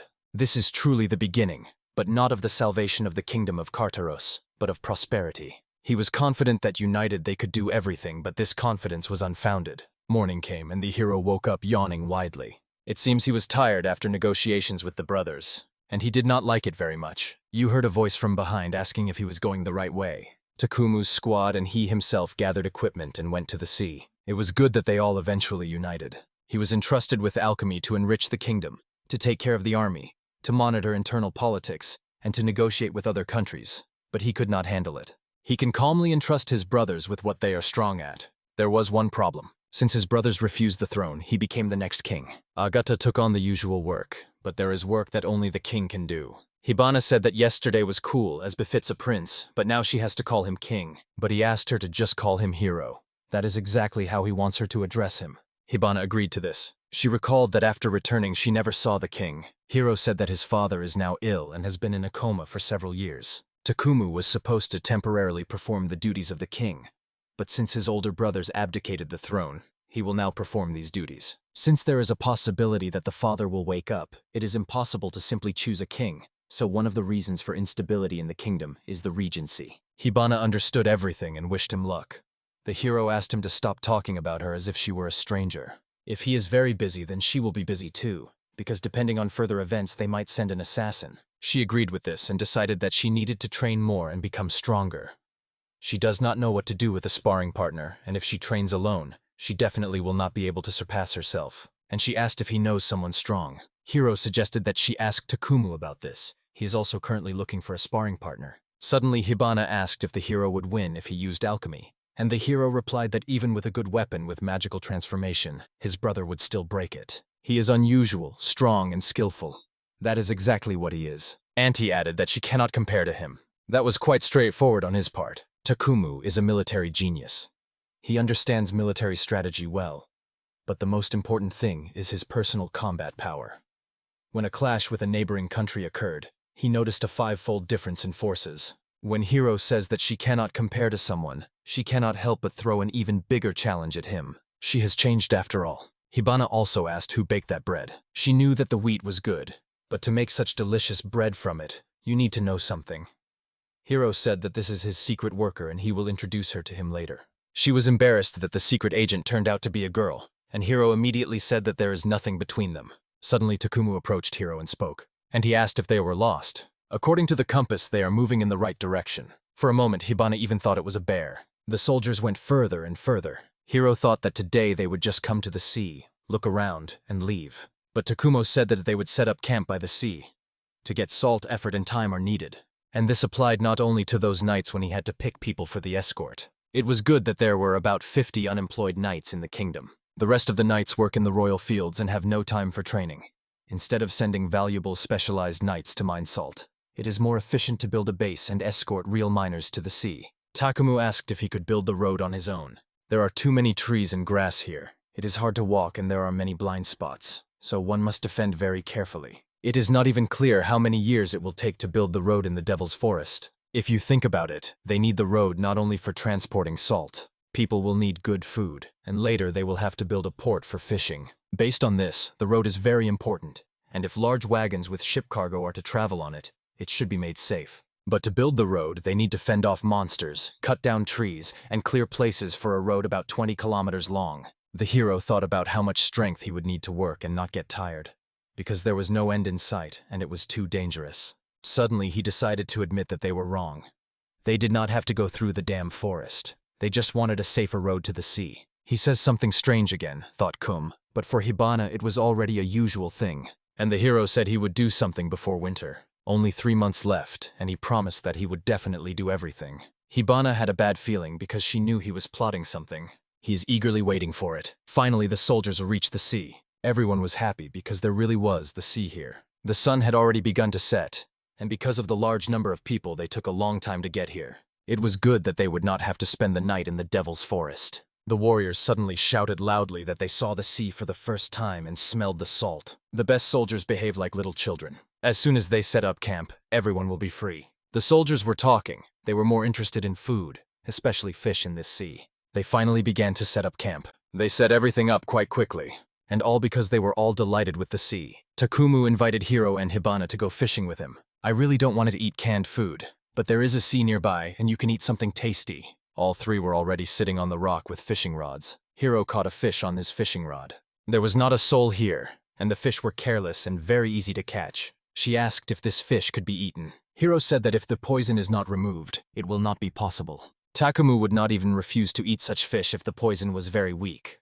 They used simple baits and the fish bit. Takumu then returned to the hero. He renounced the throne in his favor, and it seems not all his subordinates have accepted this yet. Takumu was right. Everyone admires his strength. They never thought they would submit to the hero, but he could do nothing about it. The soldiers will not accept words, they need to be shown strength. The hero asked what to do while he could not challenge Takumu to a duel. Suddenly Takumu said that it was a pretty good idea. If this continues, he will never see a prosperous kingdom, and he will not be able to defeat Takumu. Even if they decide to conspire, they will be immediately exposed because he has already taught them. He suggested that personal knights participate in royal duels, so he can defeat Takumu. The power of a personal knight is the same as the power of a king.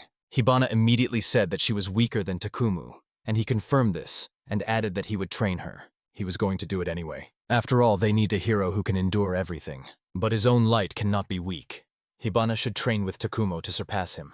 He asked if she regretted it. She said no, because she had no right to regret that there was such a difference in power between them. She is quite happy and will definitely become stronger. That was a good answer, but it took time to become stronger, and Takumu had no time to wait. So the duel will be in a week, and if she fails, the hero will help with weapons made by alchemy. 2 of them will be able to defeat him, and he will be recognized as a strong king. The hero willingly accepted his offer, and Hibana did not object either. Then everything is decided, but he still needs to say one thing to test the hero. He said he would strengthen the kingdom with alchemy. If he does not show him that this girl can defeat him, he will not believe in his alchemy. And he asked me to remember this well. He said everything correctly. The hero was going to do everything and show him. A soldier came and reported that they had finished setting up the tents and could start preparing dinner. Victory over Takuma seems like a miracle. He said it was enough to hold out against his brother for only 3 minutes, because there was no chance of victory, and only time could be bought. She will train with her brother, but this week it is impossible to eliminate the difference in their strength. Hibana said he seemed depressed. That's interesting. After all, for an alchemist like him, there is nothing uninteresting. He thought about how to surpass his brother, and what weapon to create to compensate for this terrible difference. He was very angry about it. Night came, and the soldiers sat by the campfire roasting fish. They had to work according to the plan, so tomorrow morning they would clean the beach and start setting up the salt field. Hiro also recorded how to make the tool and asked them to follow the instructions. Tomorrow he and his brother Takumu would leave, and they would stay alone. There is a certain distance between him and his brother's soldiers. Hibana asked if he would use the pool. In response, he wrote that salt should be extracted without magic so that people who do not use magic could extract it themselves. And they still returned to the beginning. A lot of work was added, but the hero still considered it necessary. After all, her brother said that if she did not win, he would not say that alchemy could save the kingdom. If there is no such great difference in strength between them and other countries, they will be able to do everything.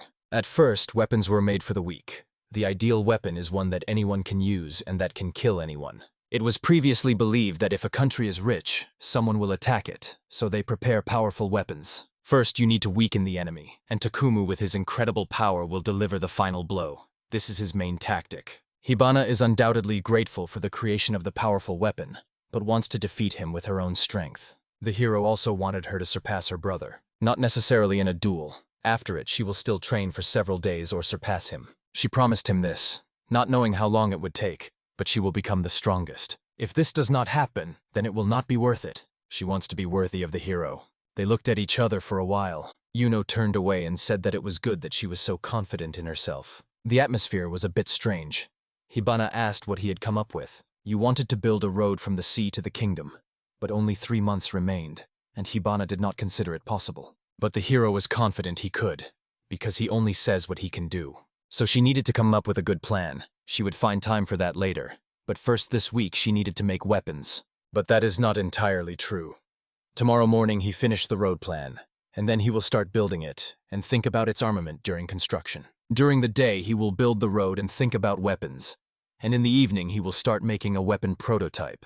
That is, in the morning preparation for work. During the day road construction and thoughts about weapons. In the evening making the weapon prototype and training Hibana. This is almost about him, and it is his strong point.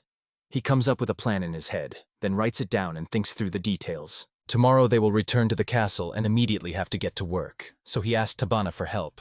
He tells her about his plan after they pass through the Devil's Forest again, and believes it will be good training. He surprises her every time, so they decided to do everything possible. It was noon the next day, and they were near the beginning of the Devil's Forest. They reached the destination. All the papers were dumped on Agat, and now they will start building the road. Hibana asked if they wanted to come in, because they were near the entrance to the forest. It was hard for them to cut down the Devil's Forest. If they couldn't get through it, they would have to go here. Then he hit the ground hard with his palm, because he didn't want to go through the forest, so he didn't have to. What he builds is more correctly called not a real road. He was building a tunnel. It was even crazier than building a road. But it didn't work out that way, and the hero asked her to come to him. Alchemy is the manipulation of matter. Sand and earth are best suited. The harder he digs, the deeper the pit. He digs at an angle so the cart can go without problems, and when he reaches a certain depth, he starts going horizontally and lays a path to the sea. While digging the tunnel, they don't have to worry about trees and monsters, and during yesterday's hike he found out that there is no underground water here. True, he didn't know if there were underground monsters here, but when they appear, he will worry. Hibana couldn't believe that he was digging tunnels using alchemy, although she just saw it now. The hero told her to believe or trust, but he still does it, and this time he will do more. Jabane was also afraid that the ceiling might fall, but the hero said that the wall would be very hard because alchemy compresses the earth strongly. He cannot be compared to brick. He is very strong and does not let water through, so he will not fall. When this road is built, everyone will be able to safely walk from the city to the sea. They will be able not only to produce salt but also to catch fish. Due to overfishing in the lake near the kingdom, it is almost impossible to catch fish. But if fishing in the sea, there will be more food, and people will become happier. Hibana looked at his happy face and could not wait for that day. And yet she noticed how much magical power was spent. She would have fainted long ago. The hero reminded her that he was born like this, but she needs to know that it is hard for him too. Carts drawn by 2 horses must pass freely. This is the minimum requirement for the tunnel, so its width is 8 meters, height 3.5 meters. The tunnel requires a lot of magical energy, and Hibana asked if she could help him. Vinjiro asked her to remove dirt and stones. The soil can only be compressed to a certain limit, so it is better to avoid the accumulation of residual soil and stones. It benefited her. Strength training was exactly what suited her. To avoid getting tired before the evening training, the hero advised working without overexerting. But she refused and said that she would work as hard as she could. She wants to become stronger, and this is another training session. Accepting this, he only told her to be careful and thought that he would have to take care of her if she suddenly got sick. Then they started working on the song. Everything depended on his strength, and he wanted to know how long it would last. While Hiro was digging the tunnel, Hibana was gathering the remaining earth and stones into a cart and hauling them away. A lot of time passed, but they were still doing it. And after some time, they finally got tired. They decided to finish for today. If they continued, they would not have enough strength for the evening work. They covered 600 meters out of 20 kilometers, more than he thought. Even Hibana was very tired. But thanks to her, he could focus only on digging the tunnel, so he thanked her for the help. She noticed something here. After a day of hauling earth, you get very tired because the deeper you dig, the farther you have to transport the excess soil. She considered it a good workout for muscles and endurance. At their pace, they can finish in about a month, but they need to complete it within 3 months, and that is very good. But I was counting on 2 months. They will not stop only at digging the tunnel. She asked what else he wanted to do. First, check and reinforce the wall so that it does not collapse. After this, you will need a device that does not let water through. And if water appears, drainage is required. Light will also be needed here, and a device for fresh air circulation. And all this will take more than 2 months. There is much to be done. He planned to create many wonderful things, but she decided to ask if all this really needed to be done. And the hero said that the road was needed not only for transporting salt, but would itself be very useful and necessary. Then he had something else. He noticed that she looked tired because she had trained with her brother in the evening. She suddenly stood up and said that she was not tired at all and still had strength, but her whole body was trembling, which clearly indicated that she was unwell. Then Hiro asked her to open her mouth and took out a small pill. He brought it to Gabana's mouth and told her not to spit it out, and threw it into our mouth. Jiban immediately felt nausea from the taste of this pill. In a moment, she was already lying on the ground as if dead. She asked what he was doing. It tasted the worst in the world, and asked him not to laugh at it. The hero apologized and asked how she felt and if she was better. Then she tried to jump and move. Her body became very light, which surprised her, and she wondered if such pills that relieve fatigue really exist. They were also made by alchemy. The ingredients are very valuable. If you take too many pills, it will burden the body. They cannot be used just like that, because there might be a war, and he does not want to waste the supplies. The medicine can quickly restore soldiers to combat readiness, and it will become their salvation. Today is a special case. If he does not see the difference between her and her brother, he will not be able to make normal weapons, and if he is tired, he will not be able to train.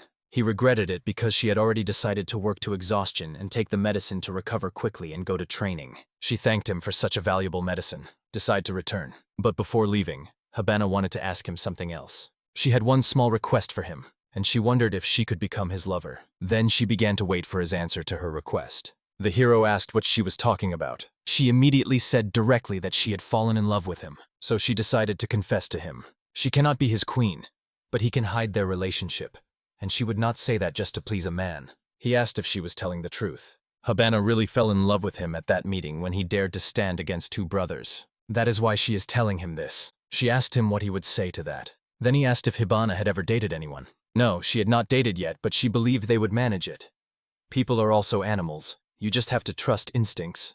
They looked into each other's eyes for a while. The hero turned around and asked her to give him time to think everything over. She said she would wait because patience is one of the main traits of swordsmen. After that, she took the card and left. The hero was surprised why she confessed so suddenly. For royal families, marriage is just a tool to strengthen ties with other countries, and almost no one wants to marry a poor country like theirs, so there are no problems. Hibana is strong, beautiful, smart, and there is something to talk about with her. The thing is, they need to get to know each other better. The soldiers were training in the yard. Hibana and Hiro approached them and greeted everyone. Everyone had strange faces, but it seems they were not hated. Maybe they just heard about their fight and are interested in Hibana's strength. They came to Takumu. At first, he wants to see Hibana's strength, so she will fight with Harold. She looked at Harold, tilting her head. He asked if she would not quarrel with him. Takumu said that it was dangerous to fight with him, because if he did not control his powers, he could accidentally kill. Hearing this, Hibana decided to show him her strength. The hero wished her luck in the fight. Harold asked Takumu if he could really relax. He confirmed this because he roughly knows what she is capable of, but she is no longer interesting to him.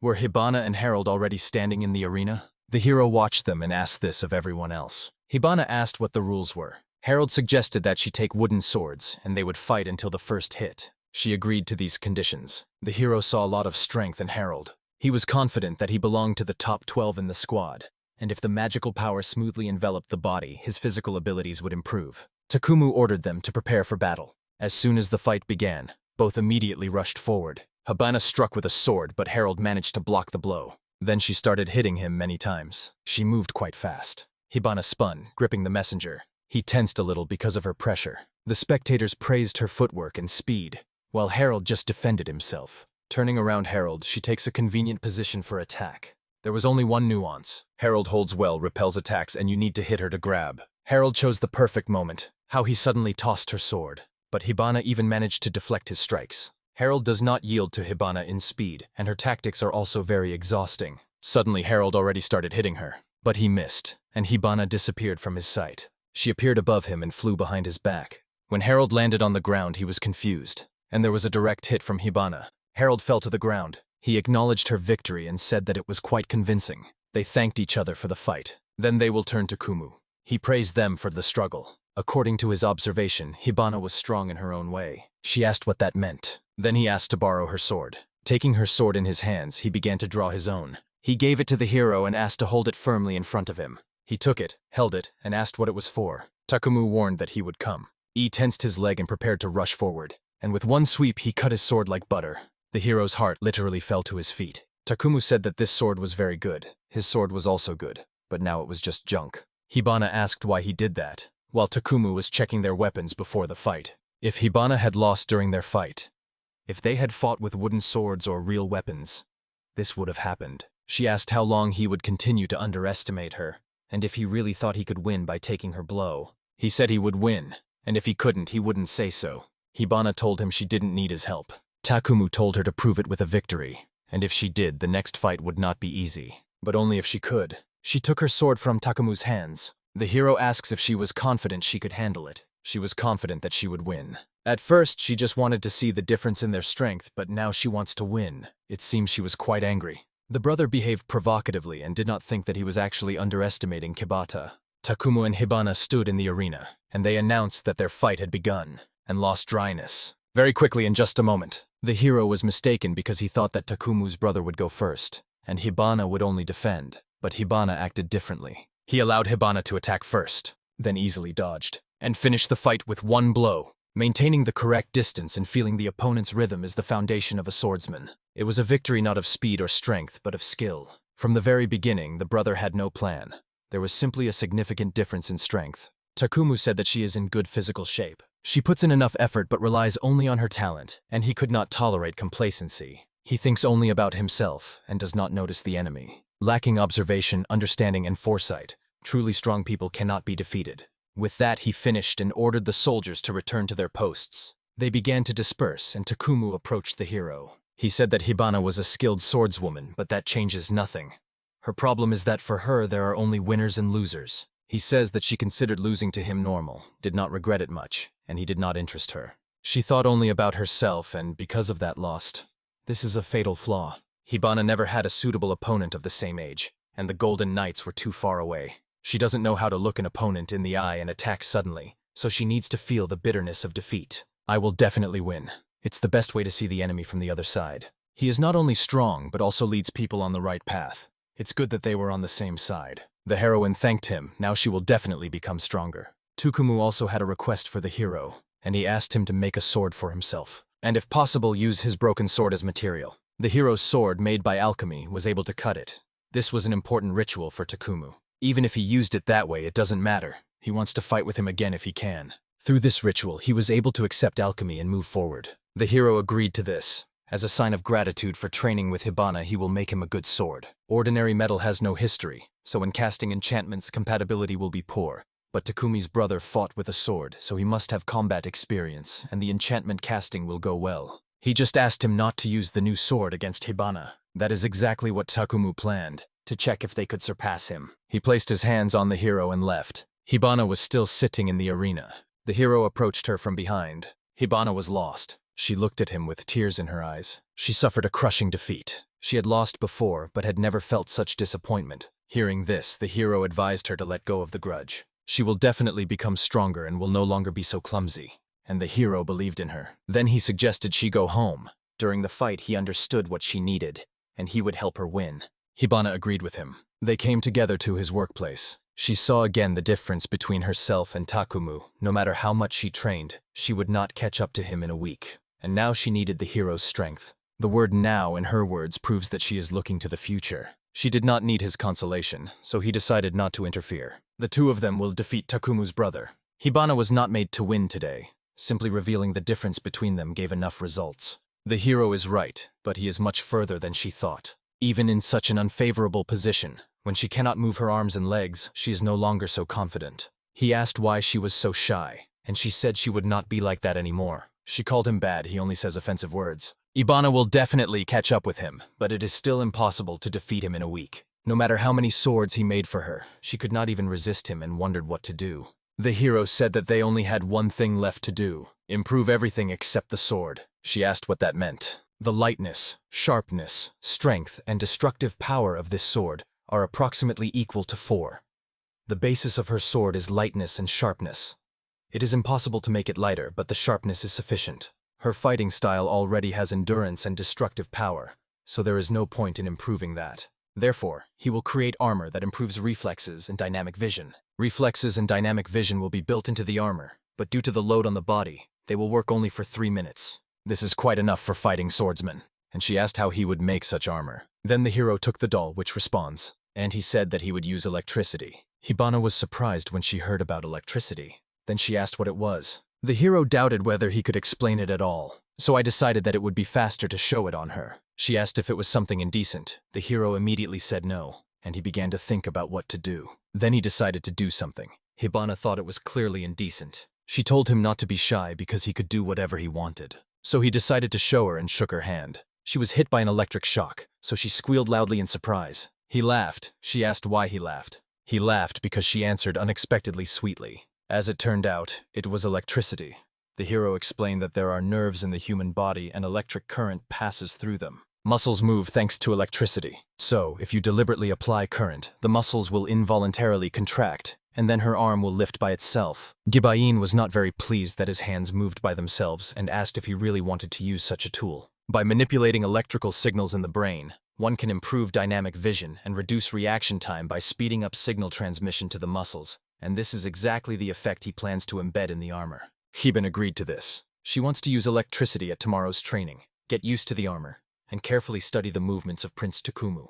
Again she is delighted, but the creation will take about 2 days, so she will have to wait. She agreed to this, and then she asked why this concerns indecency. After all, she did not forget about it. Nerves in each person transmit electrical signals differently, so it is necessary to find out how much electricity is needed. Therefore, the electric current must go directly to the skin.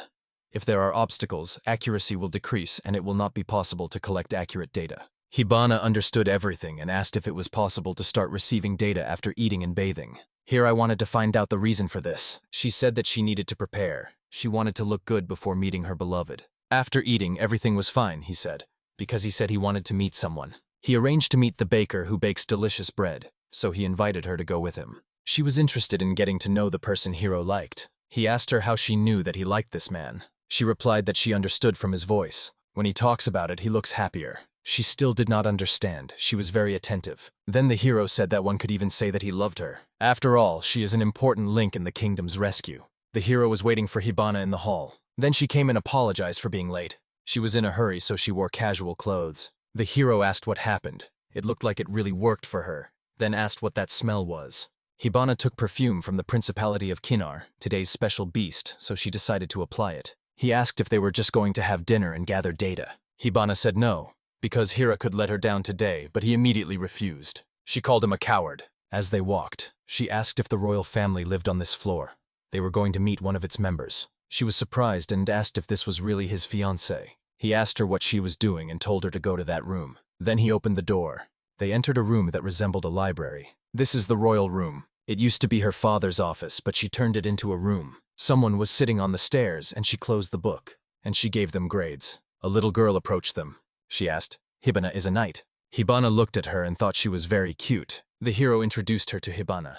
The girl looked at Gabana for a few minutes, and she was delighted. Then she took her hands and said that her brother had told her a lot about her. It turned out that this girl was the hero's younger sister. She is the second princess of the kingdom of Carteros, Nayuki Carteros. She asked why he had not introduced them earlier. She knew that she rarely appeared in public, but now she met her for the first time. It was all because of Miley's sister.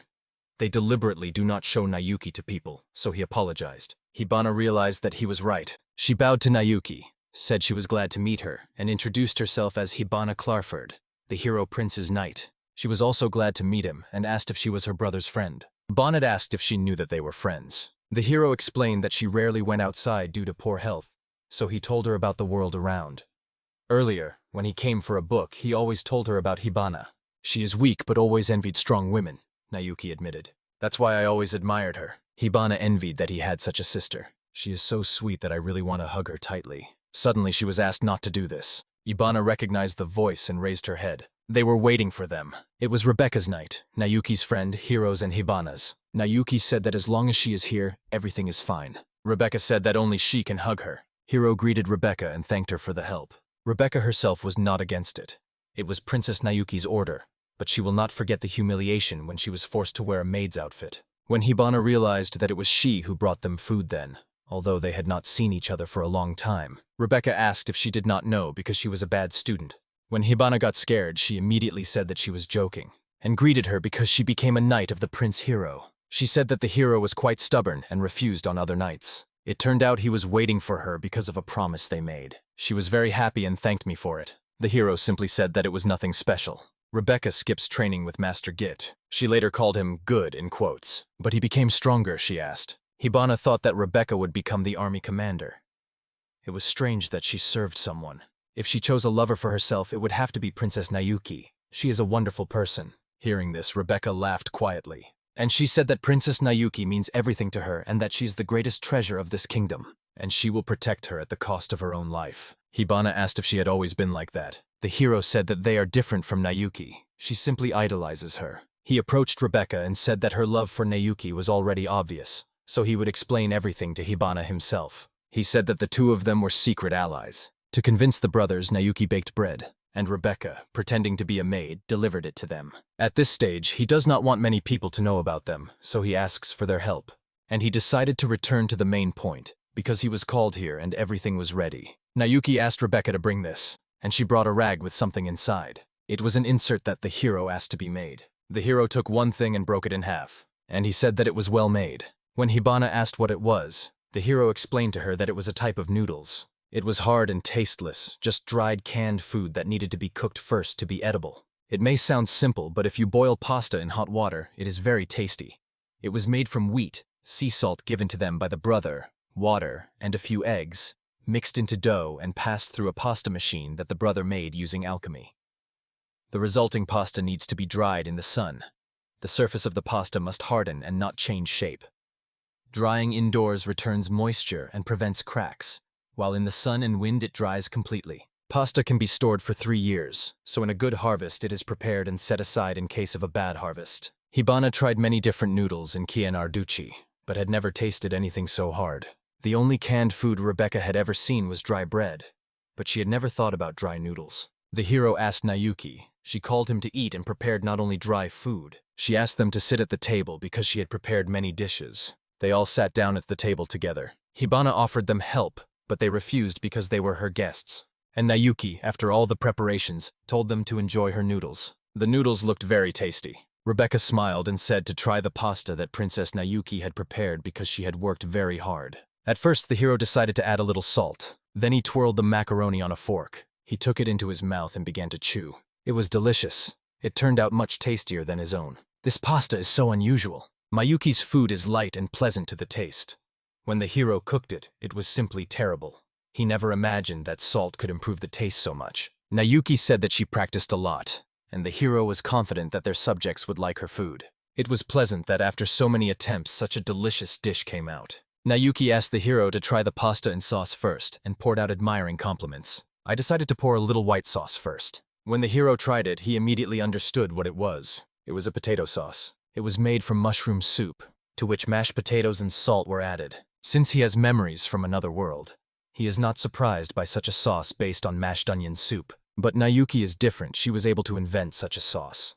Living in a world where food is only cooked, she is a true culinary genius. Hibana decided to try another sauce. She just couldn't wait. The taste was sour. This sauce is vinegar-based. Hibana was surprised that there was vinegar in their kingdom. In her opinion, pasta and sour sauce went very well together. But in reality, they got vinegar completely by accident while cooking food. Vinegar itself is very convenient, so she decided to use it and made a sauce from vinegar, oil, salt, and dried meat. And this meat was also added to the soup, and she asked if they liked it. Hibana said that everything was perfect.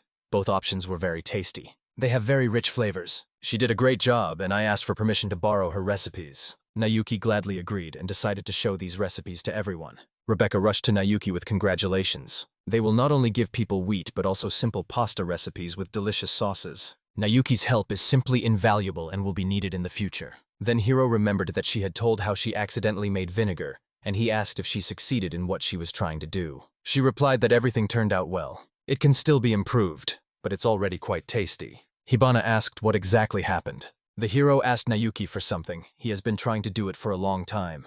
It will be a symbol of their developing country. Rebecca also tried it. It was impressive. She never thought that such a thing could happen in their country. Hibane now wanted to try it because everyone was constantly talking about it. Then Nayuki asked Rebecca to bring what she had prepared. Then she brought some kind of decanter, and she began pouring the drink into wooden glasses. Everything was sizzling and foaming. Hibana smelled it. Almost immediately I understood what it was. The hero told her to try, and she would definitely understand everything. The hero hadn't drunk for a long time, he thought. He began to drink this liquid. Pleasant not only for the tongue, but also for the throat. The bitterness disappears, and sweetness and a powerful taste of wheat and hops appear. It was simply delicious. Hibane couldn't even believe it. This is L, and it is of very high quality. After developing a new wheat variety, he constantly thought only about alcohol production.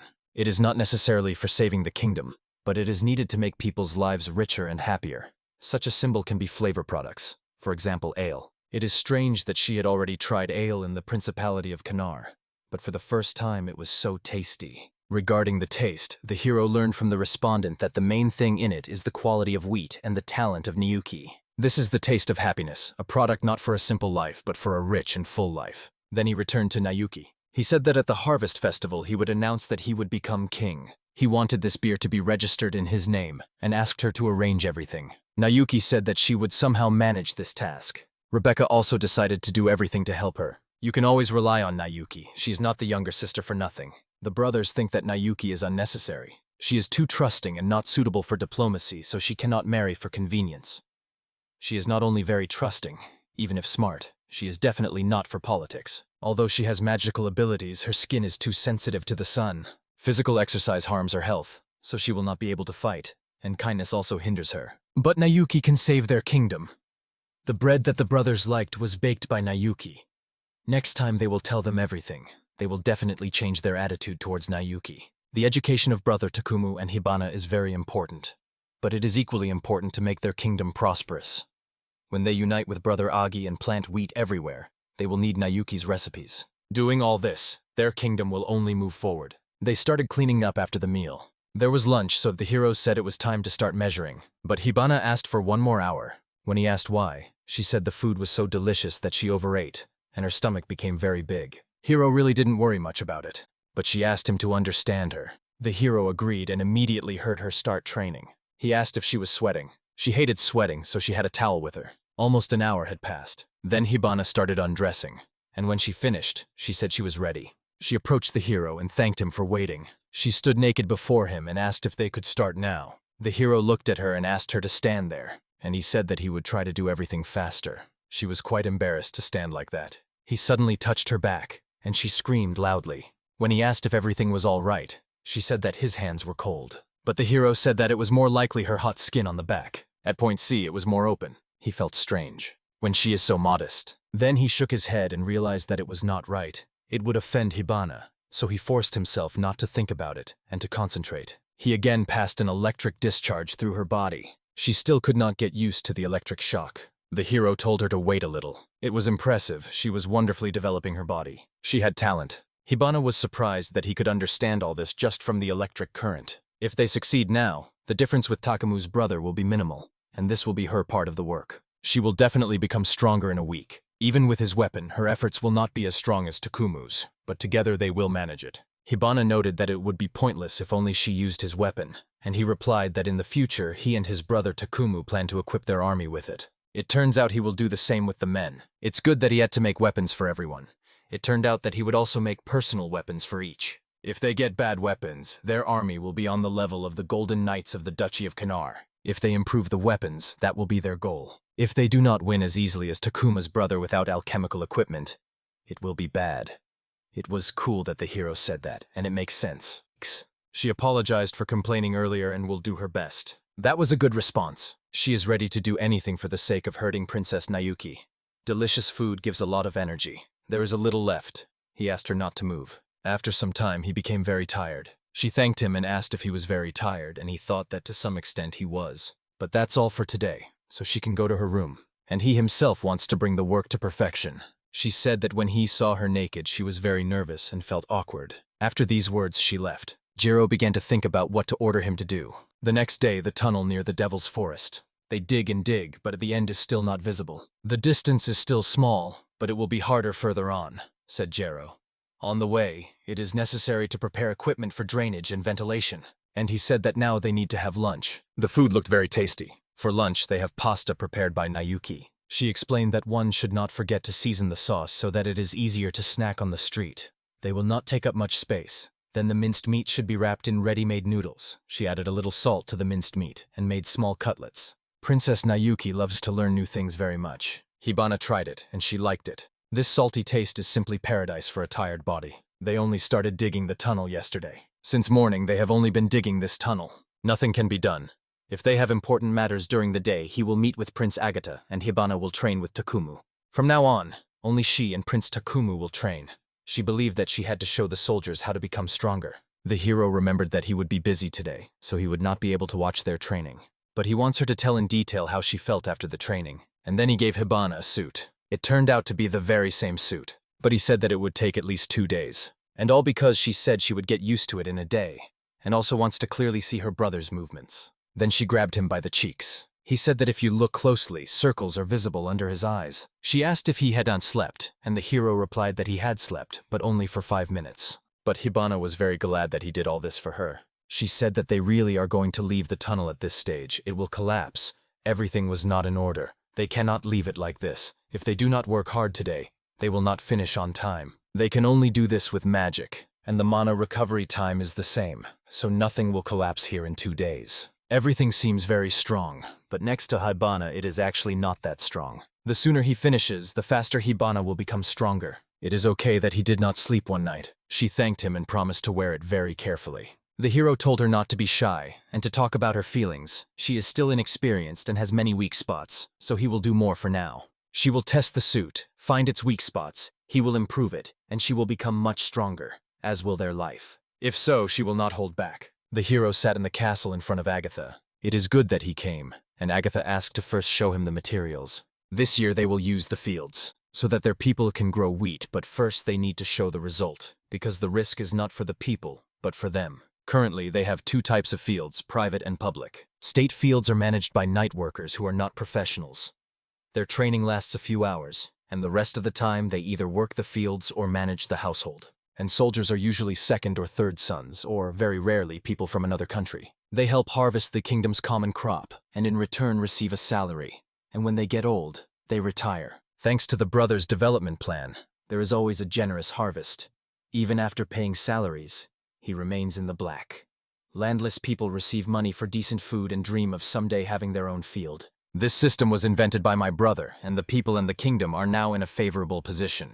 Very good internal policy. No matter how much they say that wheat will not grow in the field, no one will believe it without an example. Moreover, they have already tried to grow wheat several times, and it never succeeded. If he starts talking about growing wheat again, people will be scared and unable to do anything. So first it is necessary to show them a successful result. It is not enough just to try, because a poor harvest year will lead to immediate widespread hunger. But if they use state lands and night workers, that will be a completely different matter. And even if they fail, they can simply pay the night workers and people will not starve. Thanks to the hero preparing salt, it can be used at the right moment. It seems Agatha does not believe wheat can grow, and is thinking about other options. He believes in his own strength, and that is a bit different, since his job is to prepare for everything. Since he has no objections to the plan, the hero would like to continue the discussion. Agatha wanted to say the same, but there was one problem. The soldiers will not agree to this. They came to ask to plant sweet potatoes according to the plan. They did not want to later regret not planting sweet potatoes, so Agatha told them they would be paid even if nothing grew, but they did not listen to her. They help each other survive in this difficult world. Their love for the country and for friends is very strong. They do not think about money in case of failure, but believe that if they do not plant sweet potatoes, someone might starve. This is very noble and makes one proud of them, but it would be a pity if this year they limited themselves to only sweet potatoes. First, wheat must be grown on state fields to have a good harvest, and so that everyone has grain left for the next year.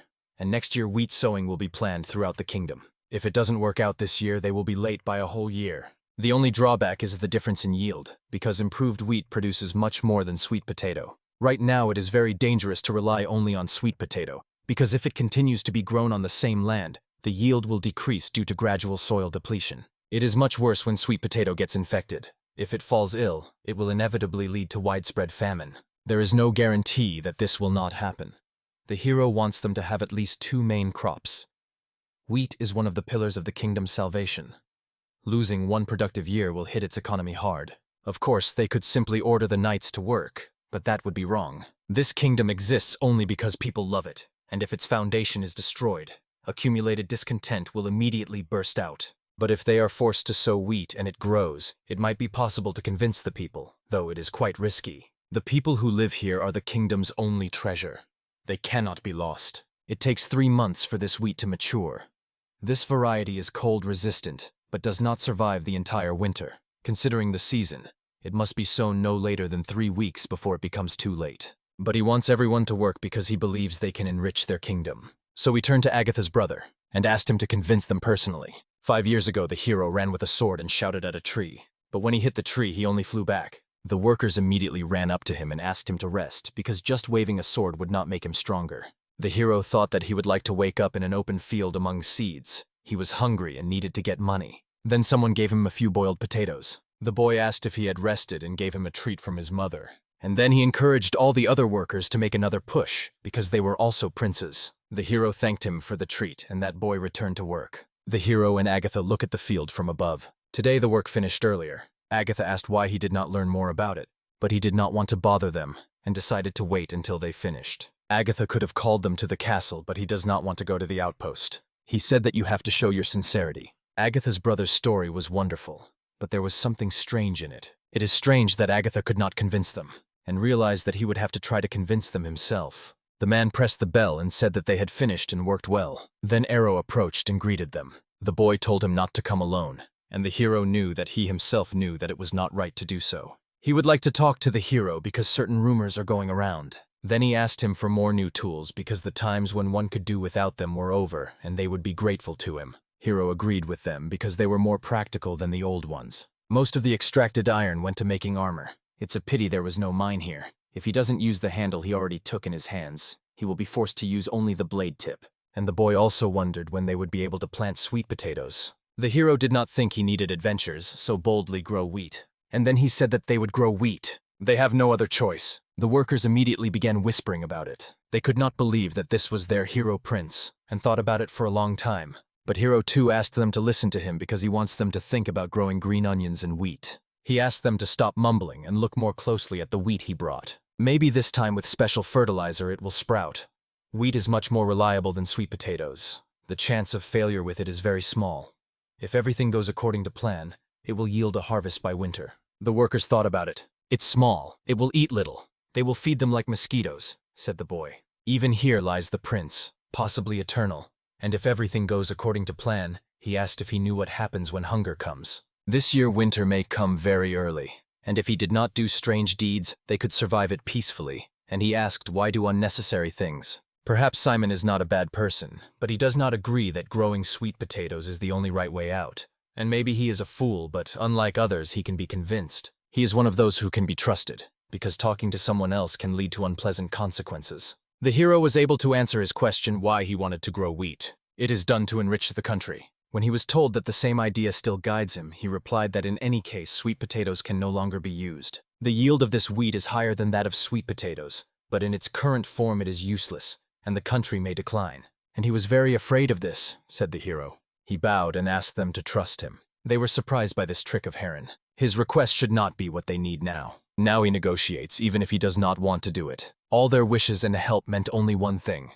He considered them like-minded. He does not want to deceive his feelings, because they are like friends to him. Simon asked him to stop and grow up. His father and grandfather also sowed wheat, but realized it was hopeless. The hero then promised that such mistakes would not happen again. After brief reflection, Simon finally decided to believe him, because he said so. They will grow wheat and ask him to raise his head, because otherwise he looks bad. No one here will beat him. He thanked him for that. Simon would have long considered it disgusting. Suddenly a complaint was heard from behind. The workers did not want to grow wheat, because the prince clearly knew nothing about agriculture. The royal family is not starving, that's why he says so. They don't care what will happen to them, and they will not allow their fields to be used. So the hero definitely will not be able to convince them. If he doesn't do this, he will have no opportunity to move forward. Suddenly Simon shouted loudly for everyone to listen to him. I am not going to talk nonsense, as if the hero does not know how agriculture works, does not know about the suffering of ordinary people, and so on. Everyone around covered their ears because of Simon's loud voice. He asked them to remember who shared knowledge with them during the famine, and thanks to whom the situation was changed then. It was the hero. He did not have the strength like his brother Takumu, did not have the mind like his brother Agatha, and he could not help this country in any way. Since the hero did not know human suffering, he was not forced to endure hard times with them, but they sweated and gritted their teeth because they wanted to make this country better. When you heard their complaints and suggested a little improvement, they all bowed their heads, said Simon, and asked them to look at those iron hoses they had. The hero called himself helpless. He is just wasting time trying to do something. He is just trying to forget that he is powerless. There are no good doctors in the country, and only the prince hero treated the sick. When Simon's mother fell ill, he tirelessly cared for her for 3 days and 3 nights, and only thanks to him she is now alive and healthy. So saying that he doesn't care what happens to people is pointless. Here it was just the self-satisfaction of the thought, because he could do so. Simon believed him because he was the prince hero, and they tried and helped together. He will follow Takuma if he says that everything is fine and wheat is better than potatoes. Then they have no choice but to trust him. Everyone around stood silently and thought. The hero knew he had to say something, but he could not find the words and did not know what to say. Yes, he had too many emotions, and he could not control himself. For the first time he felt something similar. Then the workers approached him, and they apologized for everything they had said. They understood everything, but growing wheat was still unreliable. 5 years ago, the younger brother of one of the men died of hunger, and the man himself was also on the brink of death and remembered it all the time. They were simply afraid and thought it was too unreliable. They reproached the brave prince for the good he had done and did not think about it at all. The hero smiled at them and said he understood their fear but would never let them down. The workers rejoiced and decided to grow wheat. Then the hero said he had brought something. He brought some fresh bread made from harvested potatoes. It was very tasty. If they sow wheat, they will have plenty of bread. If you see their true feelings despite all difficulties, then everything is fine. He will not let down their expectations and trust. So earlier, to avoid troubling them, he thought about double and triple precautions. But this time he will try even harder. Here it goes down the corridor together with Agatha. And then he said that he did well. The hero said that if it were him, Agato, he would have convinced everyone himself. Hero was able to convince them only with skillful words, and it would have been better if he had been beaten. First, if this opportunity is used correctly, Simon's loyalty, who has influence among the residents, will only grow. If so, the rest of the residents will also fervently support the hero, and he will become king. You did not like that it sounded selfish, but such things also happen in politics. Secondly, this is very important. Agatha wanted to say that he was afraid of something in the hero. The hero asked again if Agatha was really afraid of him, and he confirmed his words. The hero said that he is satisfied with what he does, as he has long been helping different people. From the point of view of the whole country, these are trifles, but together they become a great force. Popular trust, that is exactly it. People believe what he says and follow him. Trust does not come in one day. It is an unshakable treasure and the most powerful weapon. If the hero becomes king, he should remember well that the indulgence he spoke of became trust. If he has it, this country can change. Everything he has done so far has not been in vain. Not in vain. Probably all this time the hero was waiting to be told exactly these words. Agatha did all this to understand what weapon he possessed before becoming king. Because alchemy is only a tool, and to change the country he needs to think broader. He was frightened that the hero could gain trust, and Agatha said to never forget this. If he forgets, he will not forgive him and will seize this country. Agatha's brother noticed him, and now the hero owes him. These two want to be themselves and not be ashamed of anything. To earn the trust of these people, he will also remain himself. And he will definitely be able to change the country if he loves it. In the field, the hero walked and handed out leaflets to all the workers. They did not understand what was written there. The next day they began sowing wheat in all the fields. He took responsibility for the sowing to ensure proper technique and effective soil fertilization. This year he is managing the process, and from next year he will teach the villagers so they can replace him. One explanation will not be enough, so he distributes instructions. Simon rang the bell and said that work for today was finished. Everyone tried hard, and some even gathered to pray for success. The hero said that cold weather spoils the wheat, but it can grow well in the cold. The workers were surprised that the hero understood everything. Simon asked if he needed to return to the castle. The hero admitted that he is currently leading a rather hectic life. However, a sense of completion appeared. The tunnel is gradually being continued, and the wheat crops are increasing. Before winter, beautiful ears will definitely appear in the fields. Everyone was glad that they would be able to grow a lot of tasty wheat. When the wheat sprouts, the whole country will shine with smiles. The hero could not wait for that day. The hero was sitting in his office, and it was already time for dinner. Then Hibana knocked on his door and entered his office. Before she could enter, she immediately fell to the floor. The hero jumped up and asked if she was all right. It seems she briefly lost consciousness due to fatigue. Hibana was brutally beaten again, but this time she managed to catch Takuma. The heroine began applying the ointment, which would immediately ease her condition. She felt pain, so she asked to be treated more gently. The hero finished working on her back and told her to apply it herself on the front. She asked if she needed to apply it on the front part as well, and he replied that it could only be done after the wedding. It was an unexpected announcement from a member of the royal family, and she was eagerly awaiting it. However, she caught him, so they might have a chance to win. She could hit him during the charge, putting all the power of her equipment into the strike. That was already good, and the hero asked if she noticed anything else interesting. And she only said that Takuma had perfect coordination. The first time she fought him, her hands and feet did not obey. But today everything was different. On the third day of training, she finally managed to land one hit, and if it continued like this, in the next 3 days she would be able to completely defeat him. It sounded promising, and the heroine awaited her victory. He then remembered that she said that among the Golden Knights there were 8 people who could not defeat her, and he wondered about the remaining 4. She thought that their strength was almost equal. The knights had the same number of sacred swords, but 8 of them stood out. If he had a sword, she was sure he could also win. It turns out that these Golden Knights also have ranks, so he asked how she would rate Takuma compared to the knights. Even if the opponents had holy swords, he would defeat 5 of them. But he could not overcome the other 3.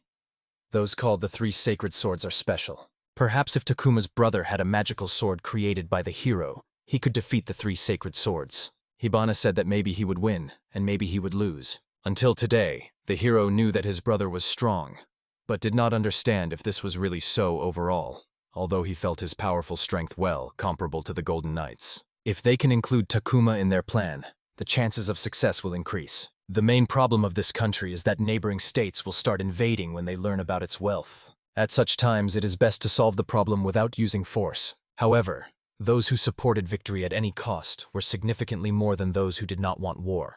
They will be able to fight only as a last resort, because there are peaceful measures. They say it is better to have an ace up your sleeve. If in this country there were Takumu, who could rival the 3 holy swords, and Hibana, who would surpass him, 2 people could become as strong as the 3 holy swords, and perhaps defeat the Golden Knight Order. Hibana said it was presumptuous to think that the 2 of them could defeat the Golden Knights.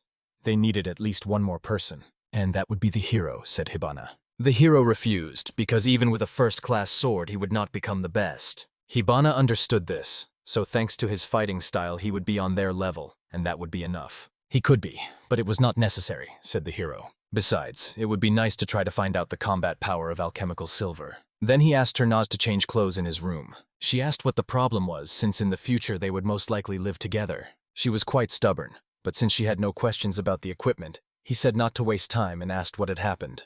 Hibana had one request. She wanted him to name her sword. This is an important gift from the man to whom she entrusts her life, and calling it just a magical sword somehow feels sad. He made this sword especially for her and asked for permission to name it himself. But that was exactly how Hibana wanted him to name it. When he asked why, she replied that it was sentimentality. He still did not understand this, but if it made her happy, he would definitely come up with it. Then he looked at Hibana.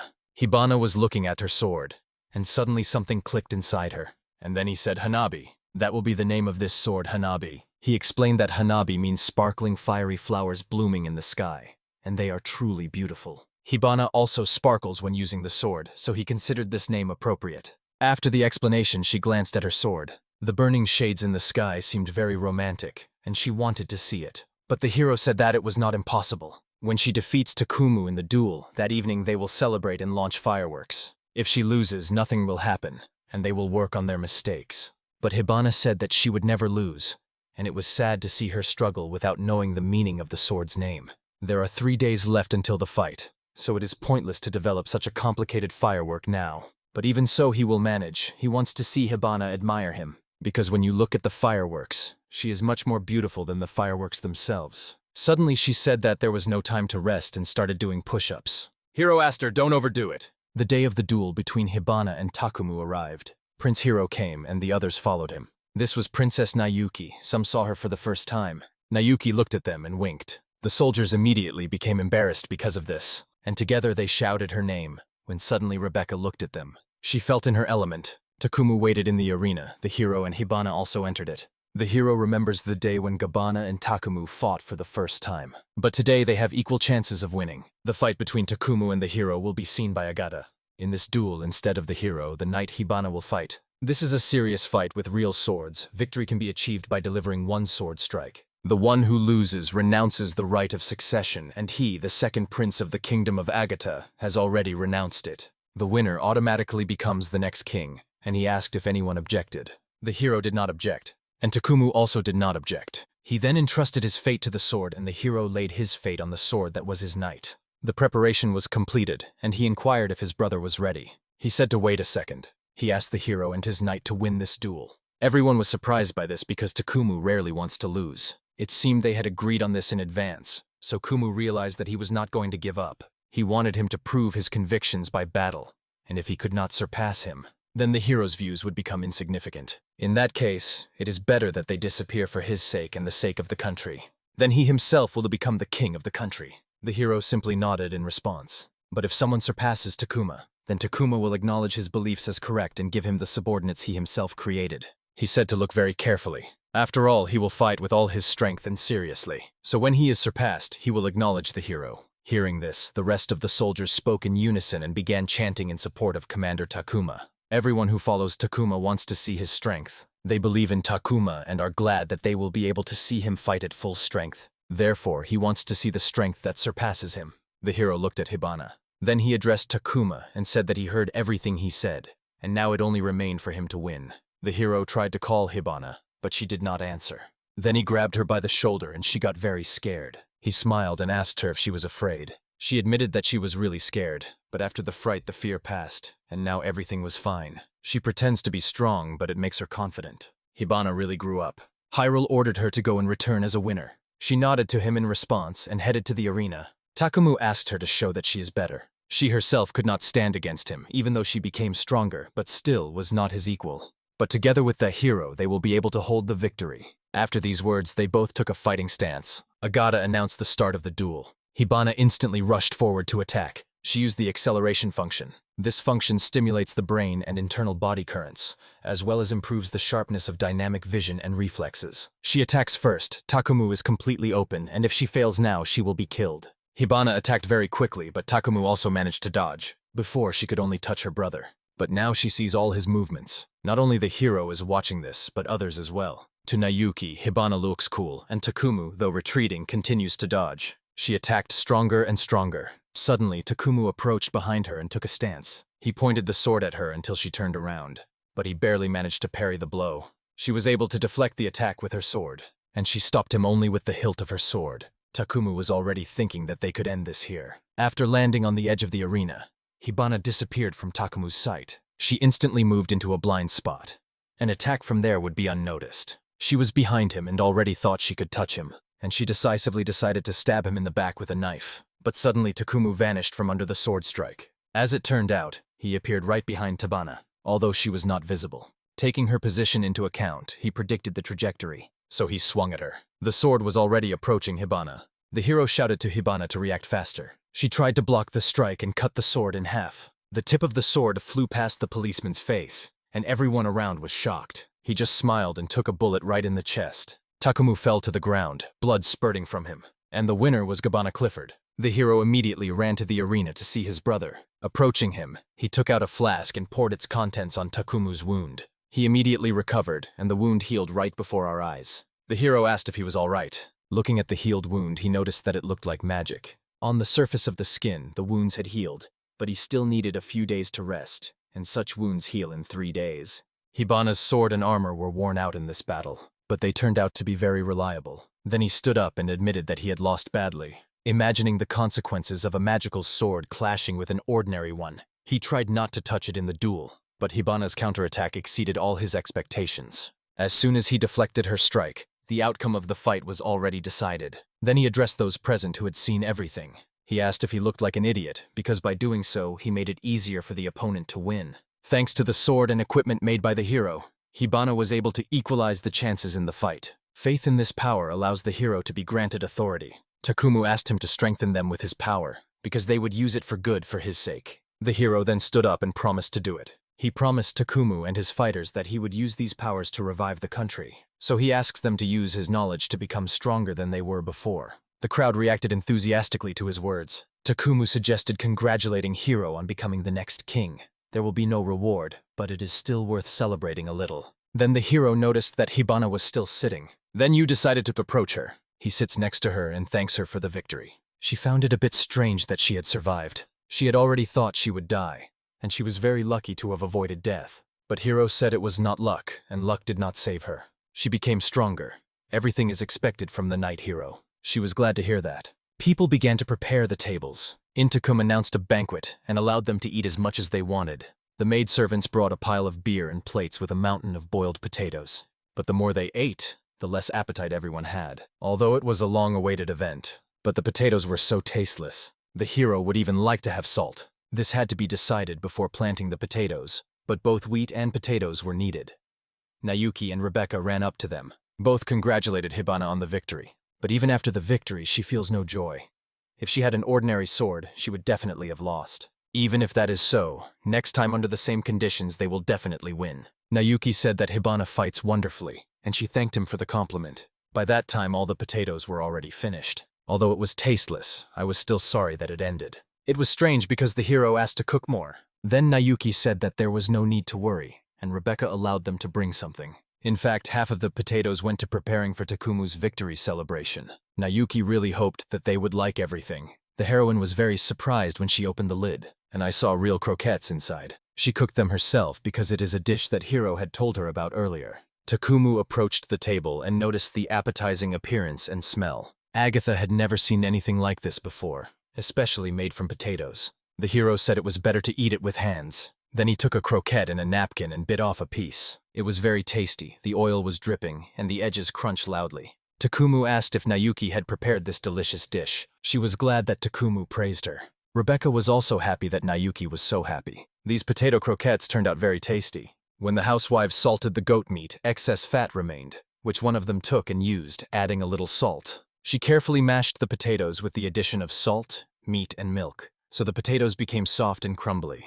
On top, she took flour and eggs, dried the bread, and got breadcrumbs. Preparing such a delicious dish only from second-grade ingredients is not easy, but if you tell people about it, they will definitely be glad. She fried in a cast-iron skillet and used a lot of oil, but there are few such skillets in the city, so to get enough fat she had to grind a lot of goat meat. She admitted that it is a good method even without frying. Rebecca immediately grabbed Nayuki and said that even the king should not upset the princess. He immediately wrote that it is quite easy to make oil from plants, but it was a bit more difficult with iron. There are no smart people in this country, so there is a severe shortage of iron here. However, from now on it will surely be enriched, and a lot of iron will be needed to prepare for war. The easiest way to get it is by importing from neighboring countries. But if they face resistance when buying a large amount of iron, they risk coming under severe pressure from other states that will consider them hostile because of such purchases. If war starts, he would first like to secretly get a lot of iron. And while he was thinking about this, Nayuki asked him not to worry. He apologized and said that it was not because of the dish, but because of the iron requirement. And he promised that they would get it soon. Then iron pots and knives will finally appear in people's homes. The heroes seem to be planning something impossible. Today the hero became king, so Agatha asked him not to upset either him or Takumu. Clinking their glasses, he promised Agatha and they continued the banquet. However, Nayuki really surprised everyone by being able to prepare such a complex dish. She not only has sufficient knowledge, but also the necessary expressiveness. It is immediately clear that she is a book lover. She tries to help them as best as she can, and the hero asked if she should refrain from interfering in the country's political affairs. But Agatha immediately said she was against it. The hero understood him because he also did not want to draw public attention to her. For her own good, he did not want to use his sister, but he doubted whether it was right to allow her only to cook. Then Nayuki herself ran up to them. She said she had talked enough and was tired, so she decided to return home. Suddenly, she stepped back and stepped right on broken glass on the floor. She slipped on it. The hero and Agata immediately reached out their hands to her. At the same time, they caught her and prevented her from falling. They looked at each other in surprise, and then everyone laughed. At that moment, Rebecca ran up and asked if everything was all right, but the brothers had already managed to save her from falling. It was a bit of a strange feeling, although they had not gotten along before. It was very fun to spend time together. The hero agreed. Although Nayuki had previously been their mediator, they almost never saw each other. Nayuki then pouted and said that the relationship between them was very bad, and she always tried to get along with both so that they would understand each other. He apologized for this because she constantly had to be a bridge between them. Agatha then said that he was going to return to the castle because he still had work to do. But the hero asked Agatha and Nayuki to wait a little because he wanted to show them something interesting. They were very interested in what he had come up with. The hero then stood in the arena and addressed all the people, and he announced that he had prepared something in honor of today's fight between Hibana and Takumu, and he asked them to look towards the flag. Then he went backstage, grabbed a chain, and passed an electric current through it. Suddenly, the cannons backstage loaded and fired into the sky, and the shells flew across the dark sky. They exploded in a large and beautiful fireworks display. Everyone saw this, from the guests at the celebration to the common peasants. The fireworks were visible even beyond the kingdom's borders. In the sky that Hibana spoke of, a fiery flower blooms. There are fireworks. It was very beautiful. People were amazed when the sky began to shine. Takumu was also surprised that he had done it. Agata had never seen anything like this before. Nayuki would like to see it again. The guards were still sitting stunned by the fireworks. A pleasant atmosphere prevailed around. If people had not liked the fireworks, it would have been a waste of time. But now it no longer mattered, because it was clear that people were happy. Hibana approached the hero and said that the fireworks were incredibly beautiful and she would never forget them. The hero admitted that making them was quite difficult, so he was glad that everyone liked it. So, Hibana's sword was named after something so beautiful. And the owner of this sword is as beautiful as the fireworks themselves. She was very happy about this. However, she considered herself unworthy of this name, for now. And so she will continue to try so that one day it will show her an even more beautiful firework. The hero will eagerly await this. Hibana remembered that he once talked about how if he got wheat, he would arrange a harvest festival and announce his coronation there. For the first time in the history of this land, such a banquet will be held. Bread, beer, and seafood will be displayed in rows on the tables. The festival will definitely be a success, and there will be many fireworks. Such a festival will surely please everyone. It sounds too sweet, but the hero had to do it. They will have a lot of millet for the festival. They will dig a tunnel to the sea. They will have access to salt, and finally be able to get seafood. They will become much richer. When winter comes, there will be plenty of food, and they will use the rest later. This is exactly the future he would like to give to everyone. Everything sounded very cool. After all, he believes that simply existing is not enough. Happiness is not a dream, and this is exactly what he wants to convey to people at the Harvest Festival. He found a common goal for them, and will pursue it regardless of the circumstances. And only through persistent work can he make people happy. Fireworks were beautiful. But Hibana wondered whether the round shape and fiery color were created by chemistry. The hero replied that it was only chemistry and nothing more. The shape was set by a large circle, in which there were already small gunpowder balls, and by igniting special metals, they could get the fiery color. He arranged the fireworks to the fullest, but at the Harvest Festival he would make even more. Winter can be fully survived, but due to lack of food, the Harvest Festival has not been held for 20 years. Hibana said that everything would be fine because she would also try if she could enjoy his fireworks again. The hero asked if she was still full. She replied that not at all, always hungry, and noted that Princess Nayuki's croquettes were very tasty. Then he inquired what she thought about dessert. She immediately lit up when she heard about dessert. There was nothing around except weeds. It was an experimental farm. Hibana wondered what could be made from wheat, but he replied that it was not only about wheat, and asked her to come to the door. In the distance, she saw large glass buildings. They looked quite strange, but if you go inside, you can be even more surprised. They went inside and saw large fruits. It was a fruit called melon. They smelled so sweet that it made her head spin. This is a fruit from the Far East. It is quite hard to get here, although melons are not very expensive. But he managed to get their seeds only by one unusual method. She asked what other way this could be done. It sounds very suspicious. She inhaled, and just from the smell, her mouth watered.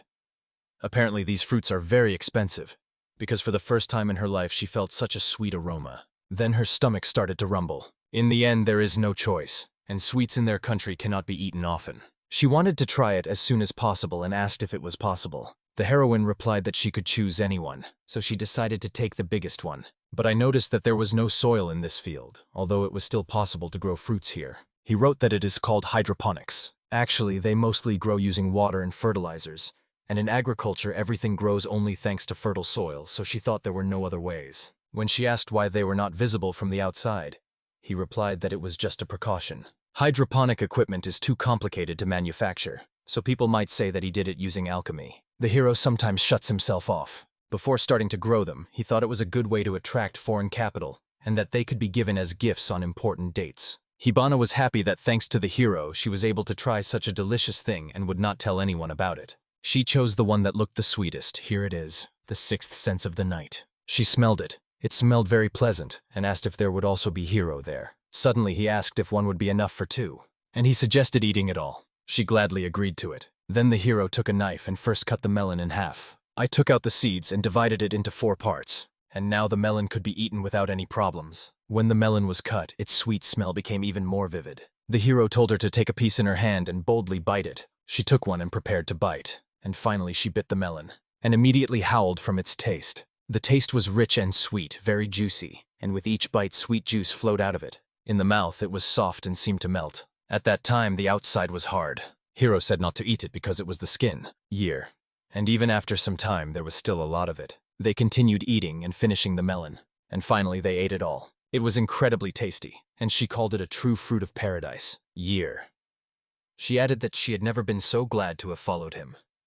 Listening to this was a bit painful. She wished others would also try this delicious treat, but Hero would feel awkward if people found out about them. He thought of giving you as a reward to those who achieve greatness in war or work on the land, as if it were good motivation. But Hibana was ready to kill for this melon, and Hero asked her not to joke like that. But she really liked it. For the first time in her life, she tried something like this. Today, she saw the most beautiful thing in human life and tried something extraordinarily tasty. You thought that sometimes it wouldn't hurt, and decided to give it to her as a reward. Then she would have to try hard to get such a reward. Then she smelled something from afar. She pointed to the building and asked what that smell was. The hero replied that there really was something special there. He opened the door and saw many barrels inside. Now is the best time to open it and taste what is inside. The smell was pleasant, reminiscent of alcohol. It was a cellar full of sadness. Having grown many melons, he could not eat them all himself, and the leftovers were not entirely suitable for fertilizer. So he decided to try making melon tincture, and although it was tasty, it could not be shown to people. So now Hibana was even surprised that at first he wanted to throw away all this delicacy. She, of course, understood everything, but still felt sorry. She loved this melon too much. The tincture can be stored in the cellar every year, and when he no longer doubts its taste, he will finally be able to present it to people. Hibana was going to wait for that day, and then she asked to try the tincture itself. The hero hit the mark. He said that if she didn't like it, she didn't have to drink it, because he adjusted this tincture to his own taste. Only Hibana decided to try it. When she tasted it, she felt the pleasant, rich taste of melon. To prepare the tincture, the melon was crushed and left for some time to ferment. It was not only sweet, it was the first time in her life that she tried sweet alcohol, and she could drink a lot of it. In essence, making sweet alcohol is problematic, because all the sweetness is lost when sugar is converted to alcohol. But if the melon has a high sugar concentration, fermentation can be stopped so that the alcohol remains sweet. It turned out he made not just a sweet tincture, but a complex sweet tincture. She couldn't wait to drink plenty of this sweet alcohol, and she asked if she could have another mug. He allowed her to drink if she wanted to. That's what he said then, not giving it much importance. She kept drinking. They clinked each mug, and that's why they drink a lot of alcohol. The hero didn't even think that it would lead to a serious disaster. Hibana flopped onto the hero, looked him in the eyes and said that they were beautiful. He never thought he would drink a whole mug. She noticed that his skin was also very warm. The drink is sweet and pleasant to taste, easy to drink and much stronger than ale, because a lot of sugar turned into alcohol, which was not noticed before. No matter how much she drank, it was still too much, and he asked her to go and sleep it off. Ibane, I paused for a moment and looked at him. Then she touched his lips with her fingers. She wanted to ask for a long time. Why doesn't he touch her? She told him that she loved him and was completely open with him. The hero asked if she meant the moment when she was changing clothes in front of him, and he thought she did not perceive him as a representative of the opposite sex. But in reality it was not so. She was also shy. Then he asked her to say it directly. She still did not dare to invite him, and she asked Hiro if he liked her at all. He said that he liked her very much because she was his close friend. She asked if she was only a friend to him, and he felt nothing more. After sitting for some time, he admitted that there was a little of that. She is beautiful and charming, and sometimes he has to restrain himself with all his might. Usually he would not say so, but now he is drunk. Then Hibana leaned towards him and asked if he minded. She wants him to completely possess her. The hero swallowed hard and said he wanted that too. But it was impossible, and she knew that too. He promised to change this country and find the strength within himself to win back his first love. Hibana asked if he really loved Princess Miyari more than her. To be honest, the hero did not know. She was just as much to him as that. Hibana was very embarrassed by his words. She said there was no reason to refuse, because she had already said she did not want to become queen, and could simply be a convenient figure for him. He remembered that, but considered it only his problem and thought that his feelings for her had become stronger than his feelings for his sister. He was afraid that if he fell in love with another person, the memory of his own sister would disappear within him. He realized that he had been talking a lot lately, and knew he should not speak like that. He did nothing to help her. He had completely stopped trying. Hibana looked at him and listened attentively. When the ground disappears beneath his feet, he stops believing in himself and seems to have already let down those who trusted him. Maybe they should run away somewhere together and finally sort out their feelings. He himself said that he was a complete weakling, and he felt very disgusted. Perhaps Hibana was already disappointed in him when he looked at her. Suddenly he saw her approaching him without reaching out her hands. She hugged him and said that everything was quite the opposite. He allowed her to see his weaknesses, which he had not spoken about before. It was unfair. The hero apologized to her, but now he was calm because she did not hate him, and then he called himself a true egoist. Thanks to her, he realized what he had to do. He decided to rebuild this country and return Princess Emily. Hibana asked him after all this to give her a chance. He did not object and agreed. While she was nearby, he felt he could handle any obstacle, then asked to forget everything that happened today. She could do nothing because she was very drunk, and everything he heard earlier was just drunken nonsense. And as proof of this, she began to lose consciousness, and then she fell onto his knees and fell asleep. But the hero will never forget this, because it is impossible to forget what your girlfriend said. She headed to the castle through the tunnel with Hibana on her back. The hero will never forget this day, but he can only pretend that he has forgotten. And he promised her that he would return his sister. Then he will seriously think about their relationship. 2 months have passed since Hibana's victory. With the approach of winter, everything happens very quickly. Measures to enrich the country and strengthen the army are gaining momentum. The hero came to visit the man and asked how he was feeling. That man was his father, who was lying in bed with an IV drip. He sat on a chair and continued to tell how he was going to create another version of the new medicine. And while the father sleeps, the whole country is changing.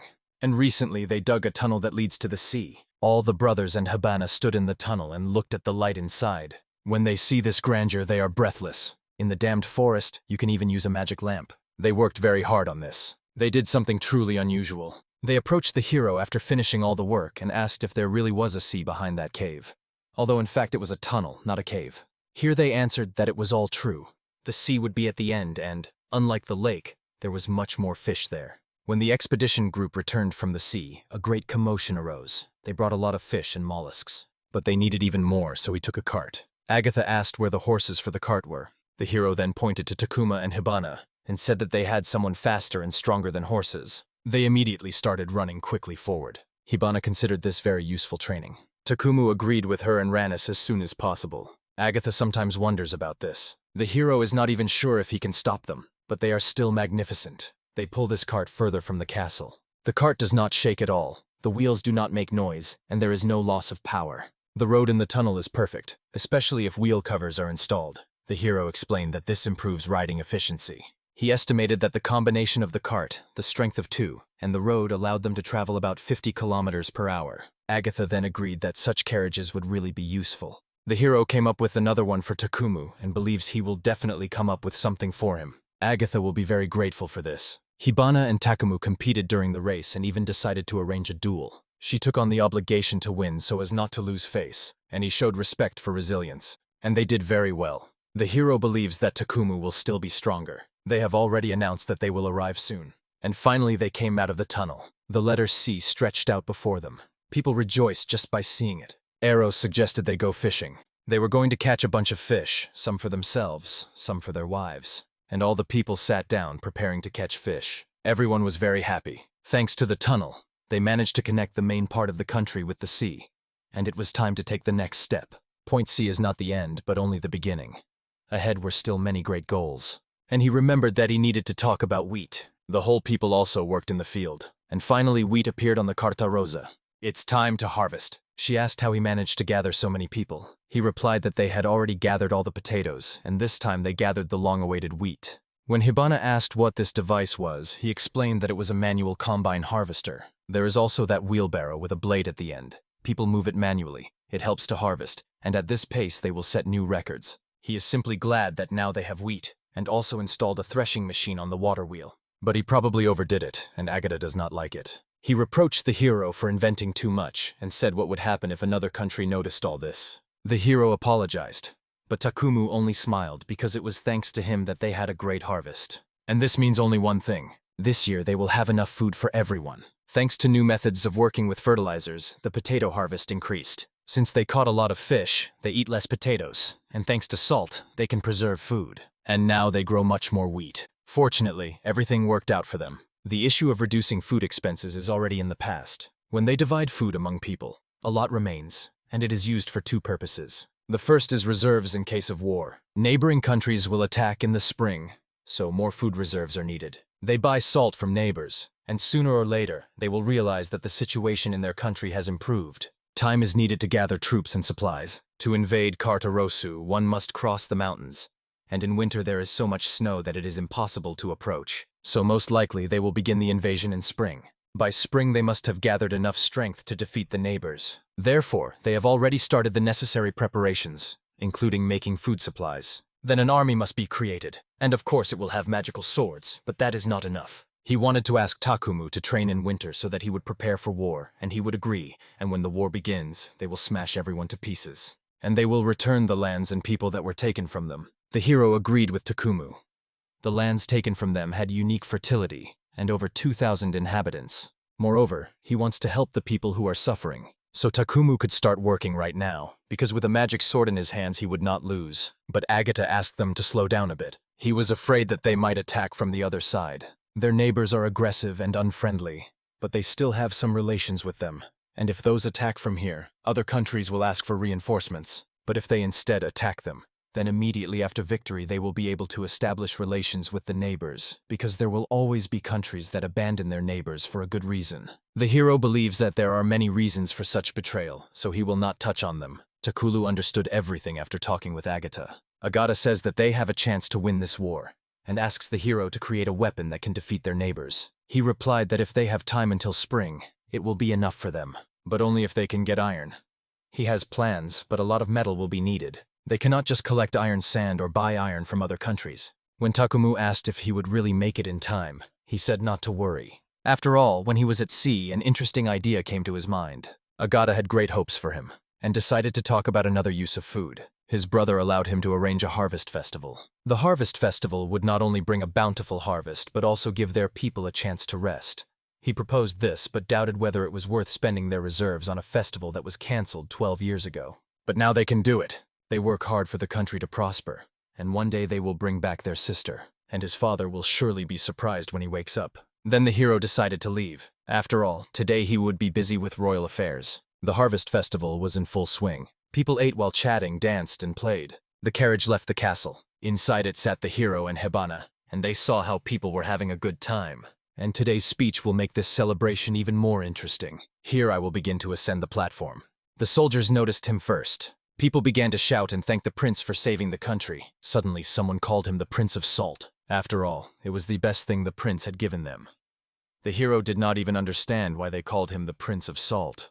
They love him because he returned salt to them. Takumu said he was proud of this because he brought smiles to people. The love of the people is the best medicine for the country. Nayuki also congratulated the Prince of Salt on this. The hero did not understand at all what kind of Prince of Salt he was. Suddenly, the crowd began to call him the Prince of Wheat. One more new nickname. Takumu laughed at such a worthy nickname. Agata thought about which nickname was better, because both Sultan and Wheat were sufficient feats for a hero. Nayuki then suggested calling him the Prince of Salt and Wheat. Both agreed in unison. The hero asked them not to joke about names. After all, they were responsible for salt and Agata for wheat, and he asked why all the glory went to him. But then he just smiled. He believed that their brothers wanted to save the country, and did the right thing by telling them everything. Then Takumu asked him to continue. He nodded, then turned to the crowd and cleared his throat. Addressing the people, he introduced himself as the third prince, hero of Kararos. People knew him and even noticed how he was growing up. The hero took a deep breath, and he declared that from then on he was the king of Carderosa. His family and friends silently supported him. He dreams just like they do, and strives to fulfill these dreams, so he wants to share his thoughts with the people. First of all, I decided to ask if the country had become better. The people said in unison that the country had become better. They had salt, fish, and bread. Then the hero asked if it could always be like this. The people again answered in unison, yes. But the hero said that it would probably not be easy. The people had thoughtful and even frightened expressions on their faces. Their country still has a long way to go. They have salt and food for the whole winter. But this is where it all ends, and he is not satisfied with it. He wants more delicious food, more entertainment, and more comfort. It is not enough for him just not to be hungry. He asked if they drank the ale that Nayuki prepared. It tasted good, and they became happier. It is a luxury they do not need if they just want to live, but it enriches the country and the heart. To preserve this wealth means to be happy. He wants to enrich this country and wants them to do the same, and he will lead them to happiness. The hero does not want to save the country. He wants a better future. He called on his entire nation to rise up. He could not do it alone. His friends followed him. But this is still not enough to wield this sword. He needs the power of the people. The people stood silently, even trembling. Suddenly, all together they said, "Long live King Hero." He was very pleased with such a bright reaction. Instead of fearing death and hunger, they looked to the future and believed that tomorrow will be better. The people believed in the future he told them about, and very soon they will live like that. They will be rich and happy. He promised that if they followed him, he would make the kingdom of Carderosa prosperous. This is his first promise as king. After the speech, fireworks exploded in the sky. The soldiers handled the fireworks well, but the fireworks are just a waste. But it is a beautiful and inspiring spectacle. This wastefulness is the happiness he wants to show everyone, and he hoped that everyone who saw it understood his feelings. Someone congratulated him on becoming king. It was Hibana. She said that the hero is thinking too much about the festival again. Maybe he just wants to please everyone. With her, he feels that he can go anywhere. That is why he wants her to follow him and be with him. After all, his next cup is to get iron, and for that he will go to the other side of the sea. Hibana naturally agreed, for she is his sword. That night they celebrated, full of hope, and he was so happy that he forgot all those years of pain. It is not enough just to be saved, just as it is not enough just to live. Now he has only learned to live, and this is just the beginning. His goal is beyond the horizon. If he is satisfied with what he has now, he will not be able to move forward. The hero of Carteros, who was reborn as a prince, strives for the prosperity of his country.